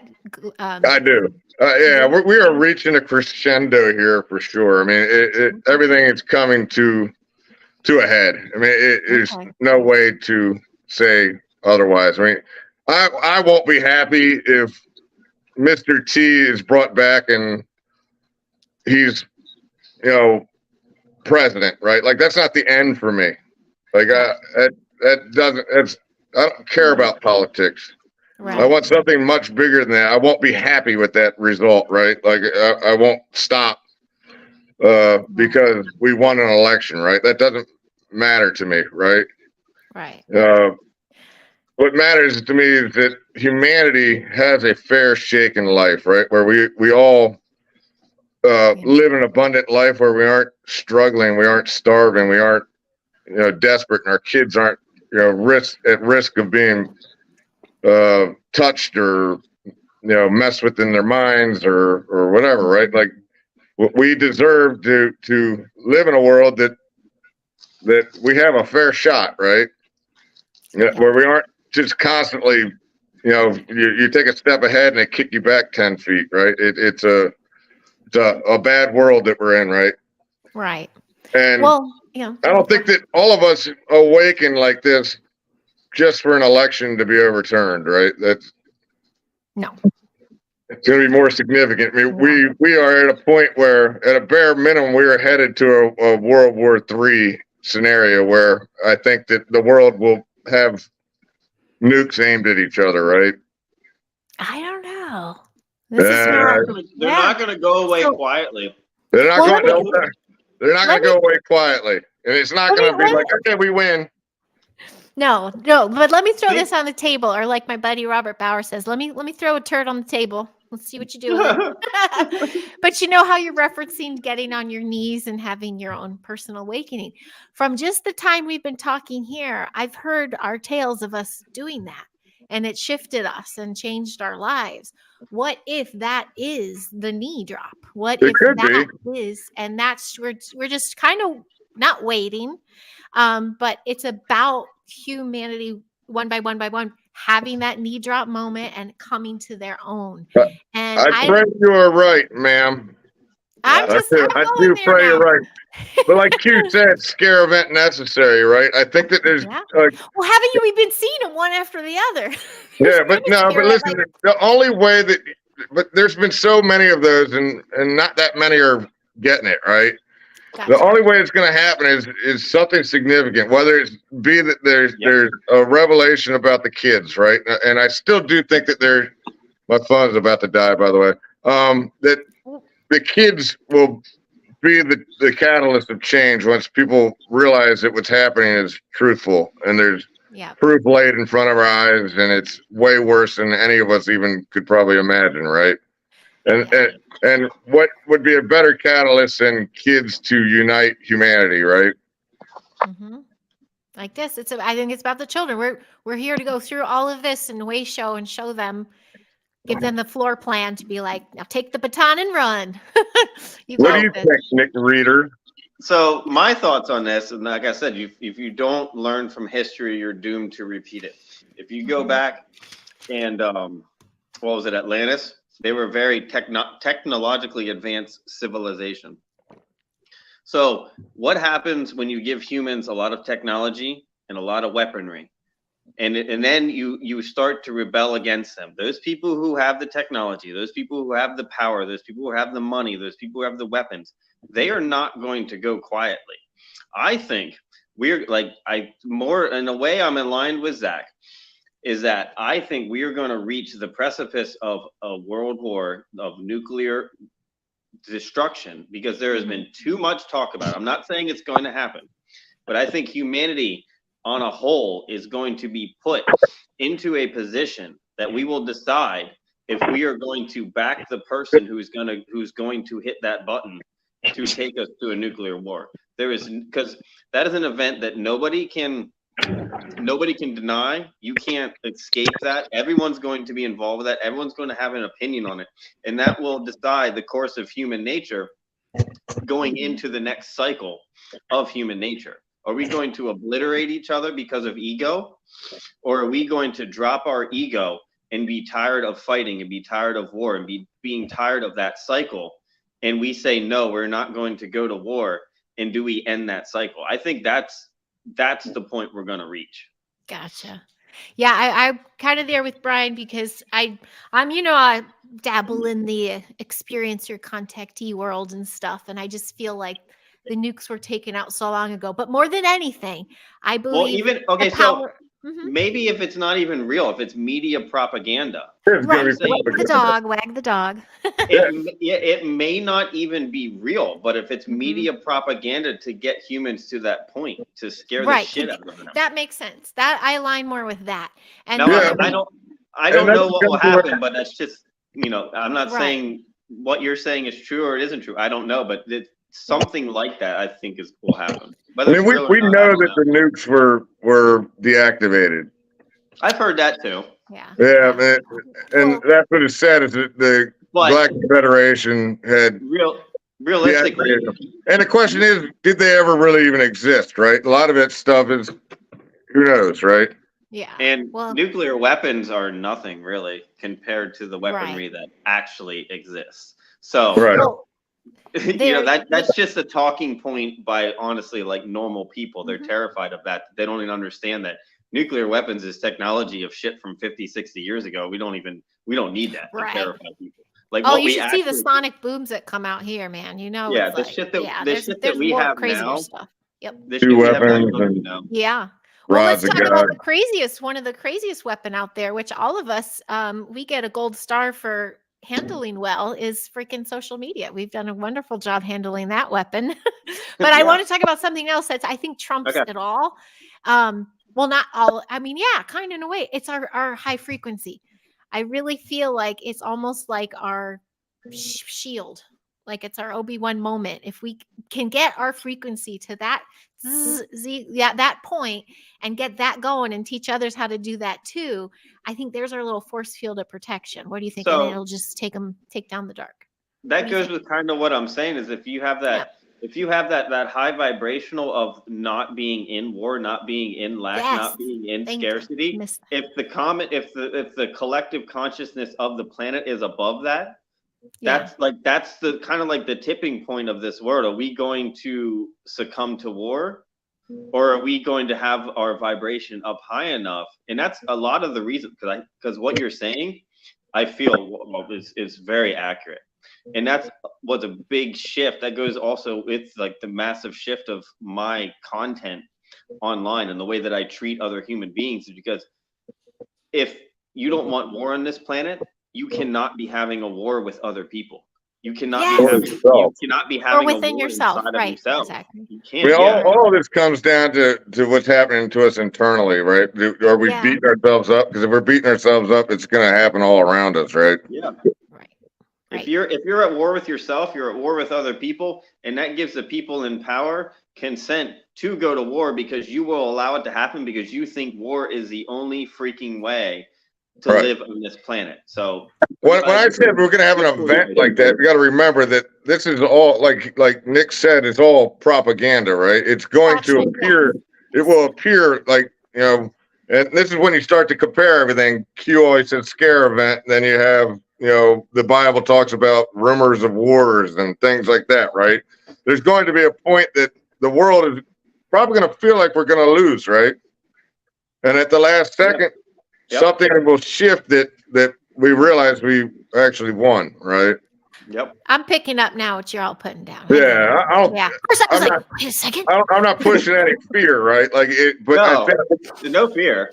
It is our darkest moments that we are able to find ourselves, right? And I think that humanity is going to have to be taken to a dark moment in order to find itself, right? It's because think about yourself. When you go to your darkest moment, what is your catalyst to change? When you are so fucking tired of your own bullshit, is the only your darkest moment is the time humanity is going to be taken to their darkest moment as a collective. And then they will decide what they want to do. And we have chosen to decide to not succumb that. Like we right now, I mean, realistically, Zach, we could be raging alcoholics. We could be wife beaters. We could be all sorts of shit, you know, narcissists, all sorts of crap. Like we could have chosen that path when we were at our worst, you know, abusers and all that shit. But we were put in that blender, that pressure cooker, and we chose a different path. And that's what I feel humanity will be put into as a collective. I mean, if you look at the collective now, it's amazing how far we can actually be pushed before, and nobody's doing anything. It's like, what the hell are we doing? We're sitting around waiting for a savior, right? And that's the problem with this world is we got, you know, a storyline at the southern border that I think is designed to scare the shit out of people, right? All these little things. What's they doing here, right? Yeah. And I think it's designed to wake up a certain portion of the population, right? And you know, I find it strange that people aren't acting. Like people aren't going, this is not okay, right? Like we're just sitting around going, like somebody else. It's not affecting their personal life yet. Only when it affects their personal life do people give a shit. Yeah. True. Good one. So, and it sounds terrible, but I'm going to be real with you. I live in Pennsylvania. Like to me, the border, I don't see it every day. It doesn't impact my day-to-day. Yes, it is a massive thing and it will eventually impact me. And I totally get that. But there's things in Pennsylvania that impact me. So my focus is there instead of on the border. So that's kind of like something you have to keep in mind as to why people aren't paying attention. You got into Texas and Arizona, it's a massive thing. But you come up north, it's not that big a deal. Yeah, well, until it is, right? Until exactly 100%, Zach. Until it is. Or if you're in LA and it's been a big deal for like 50 years. that reminds me of my early days of pushing truth. It's like I would talk to people and they'd be like, "Oh, I get that, but what am I going to do about it?" Yeah. Right. That's a big thing, and it's kind of what I don't like how the Bible has been perverted in the Christian faith is that Jesus is going to come back and save us. Our Lord and Savior. Or how many times have you, especially in America, they think a savior, they think somebody is just going to come and save them. That's not how it works. Like you have to go out there, you have to do the work, you have to save yourself. And I think that is massive. God wants us to be empowered, right? He doesn't want us to be slaves, right? We're supposed to be sovereign. Yeah, he created this place to be heaven, right? And we've kind of fucked it up, right? Yeah. And now we're learning our lesson, right? And I think that's part of the lovely thing. You know, God created Satan, and the reason why he created Satan wasn't to necessarily torment us. It was more to redirect our path back towards God, right? And it's kind of like the bowling alley, right? Where you put bumpers on the bowling alley, and you know you roll the ball down the lane, and sometimes it'll go to the left and it'll hit that bumper and push you back to the right, and then it'll hit the bumper on the right. And the goal is to go straight down the center of the lane, right? And that's the way I look at darkness, is that yes, it's designed to make you feel very uncomfortable, right? But in all of that, it's designed to push you back closer to the light, right? But I think that there's also the people that fall so far into the light that they aren't actually healing themselves, right? They're walking around going, "Oh, I'm pushing their happiness," right? Yes. But deep down inside, they're just not dealing with the darkness that's in them, right? Yes, they're hiding behind the persona of Right. love and light, but So, like, the one thing, what I kind of like, maybe this is not the way to view God, but I view God as like a parent.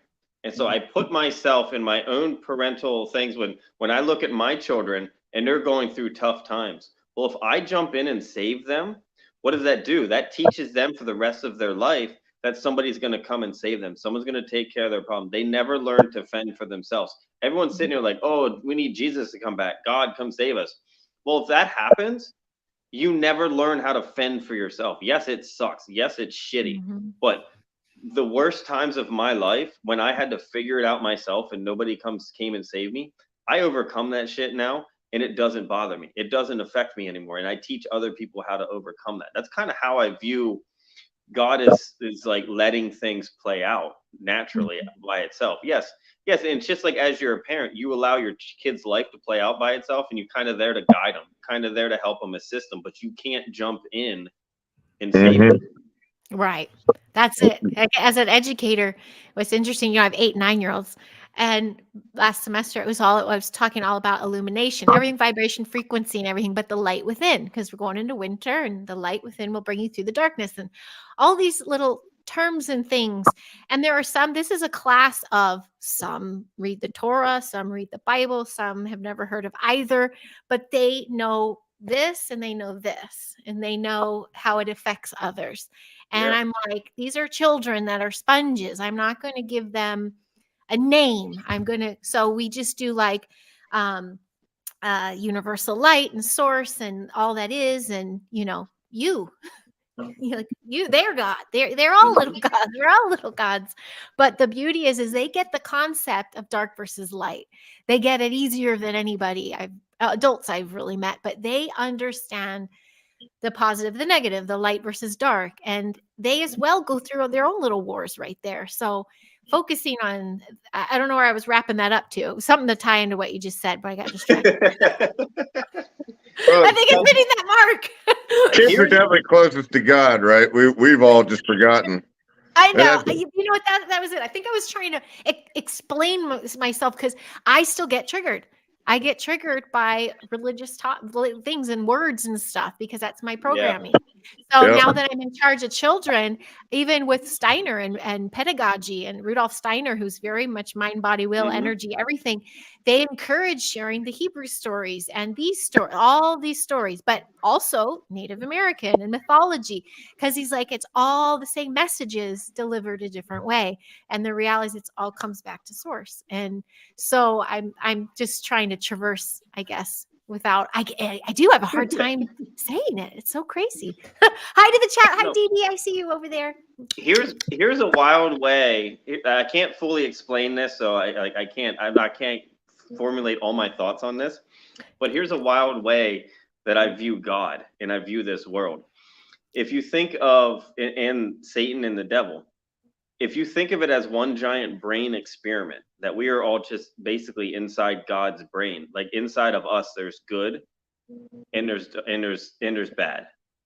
So like each one of us is essentially a fragment of God playing out a scenario in his brain. Because you have dark in yourself, and that's what Satan is. And Satan is essentially the dark side of God's brain.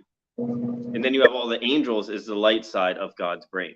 And I can't fully explain that shit yet. I haven't been able to formulate all of those thoughts, but that's kind of like how I see the world at the same time. And that's, I don't know if it's real or not, but that's kind of like, cause like, we are just part of God. We are just a fragment of God. All of us are. The way I look at God is this way: is when you're in your mom's womb, right? You are provided everything. You are given nourishment, you're given warmth, you're given love, and you're surrounded by a being that you don't know exists, right? But you are provided all of this, right? And at the end of your existence in your mom's womb, you are pushed through a birth canal, and that is you're going through a traumatic experience, right? Where all of a sudden you are forced out into a new world, right? And you're expected to breathe and feed yourself and learn how to walk and get educated and pay bills and so forth. But when you're sitting in that womb, you're going, there's nothing beyond this, right? Like, I'm in this womb and that is it. But in actuality, your mother is your provider, right? And I suspect that we're in a realm that's similar to that. Where we just can't put it into words, right? Mm-hmm. Mm-hmm. That makes sense. Yes. Once we transition from this realm to another, it will make sense, right? Whether we're an atom within a larger entity, right? Yeah. You don't know, right? You could be a red blood cell or whatever, right? Yes. A porcupine. It's also kind of like a fish who's in a puddle, and then all of a sudden you put them in a lake. Like, they think the puddle is all there is in this world. Right. And then all of a sudden you put them in a lake and they're like, what the hell is this? It's kind of, that was also like how I felt when I started to understand a spiritual connection I'm like, holy shit, there is a whole nother world that I didn't know existed that essentially controls this physical world. And I'm like, that's why, like, a lot of things I started to escape from politics, because I was like, this spiritual thing controls the politics. So why am I concerned with politics right now? I want to know, like, I left the puddle and went into the lake, and I was like, oh, I need to figure this out. Yeah.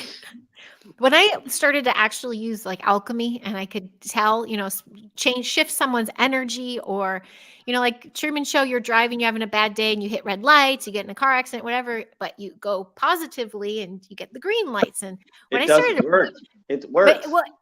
I was like, I'm a magician. And then I'm like, oh my gosh, everyone has this power. Why are they not telling us about this amazing power?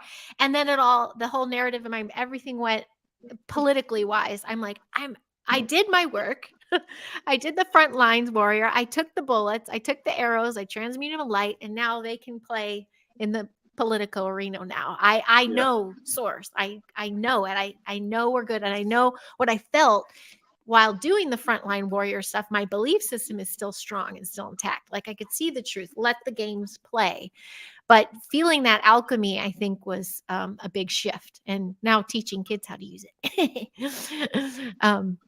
I think that's for all we know, we're going to wake up one day and we're going to realize that this is all just merely a dream, right? And I have a friend, he's a Cree Indian. And he says that we are all on a spaceship right now in sleep chambers, and that this is all just a movie playing out for us while we are traveling, and that our Earth was lost long ago, and that we're waiting for our new Earth to be born. And there could be possibility to that, right? That we could just be sitting on a holodeck somewhere with a VR headset on, and we're passing time, right? Like, you don't know. Maybe we all did some hella drugs, and then all of a sudden this is what we're experiencing. Just like when you do DMT and you hit the other side, and then you come back, you're like, whoa. That was a hell of a trip. You're like, damn, that was a hell of a trip. Pretty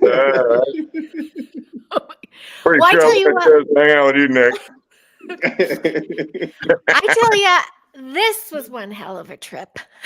Now, I think we probably should narrow down, make them wanting more. And plus, my first guests are going to kill me. They're like, you said 90 minutes. We had to keep it to 90 minutes. But I knew this would flow beautifully. And I'm so grateful to all y'all in the chat. I see you all. So thank you very, very much. Don't forget to hit like and subscribe. And fellas, I do think we could champion this conversation way further. And if we can bring Amy into the mix, I would love to do a part 2 with you all. I'm down. Yeah. Heck yeah, let's do it. Awesome. Thank you for providing this beautiful space to speak. It's a nice thing. Absolutely. Well, the mission, everything just keeps lining. It just lines up. We just have to keep stepping into it. And You just go as with it the flow. pivots, you go with the flow. I mean, Yeah. I never thought I'd be sitting here. I was, serving smoothies in January 2020 on set, dropping red pills to producers and people that didn't ask for information, but I was giving it to them. And now here I am with a bunch of like minds. I'm gonna have to connect you with my wife. I think you and my wife have work to do. I do too, and I'm so excited. I got little goosebumps because I saw her name float by. She helped someone out there because Nick's in PA, and someone was asking who's in Pennsylvania. Oh yeah. We will, and Sue, we're going to connect absolutely. Well, fellas, where can they reach you? They're all talking to you from your pages. Is there any last minute things you want to share, or if some of friends don't know you yet, where can they find you? Zachary, where are you at? Are you mostly Facebook? Man. Zachary Fisher. That's the best. I don't do websites and things like that. I'm pretty simple. And you're not on like Instagram. You're not on all the other things. I'm on there, but I don't really mess with it. Like Facebook's the way I connect with people. I was sent here to connect people, and that's like Instagram and so forth. I don't feel like I could connect that way with like I do on Facebook. It's about the personal connection for me. I agree with that. Yeah. Because I'm just on Facebook, just my name, Nick Reeder. I also have like Instagram and YouTube, but I don't really use it. It's Counter the Narrative is the name.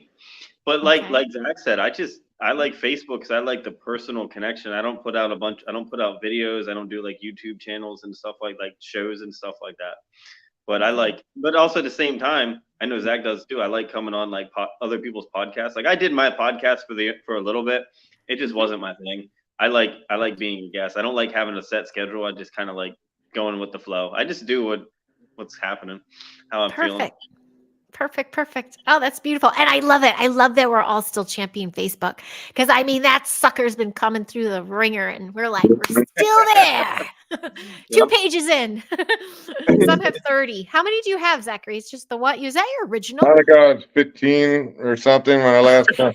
And then, the funny thing is, like now I'm speaking from my heart center. I don't get in trouble. So it's kind of weird, right? Right? That's the key. That's my rebooted page. As long as I've had an account yet, which it's pretty cool to see memories show up for once. I love the Facebook memory bumps. That's the best part. Yeah, it's pretty neat. Yes, it's so awesome. I'm like, I just repost, told you so, but I don't have to say told you so because that's low vibrational thinking. Yeah. But I'm just like, here it is again in case you missed it the first time. but it also, to me, it shows me how much I've grown in the last year, right?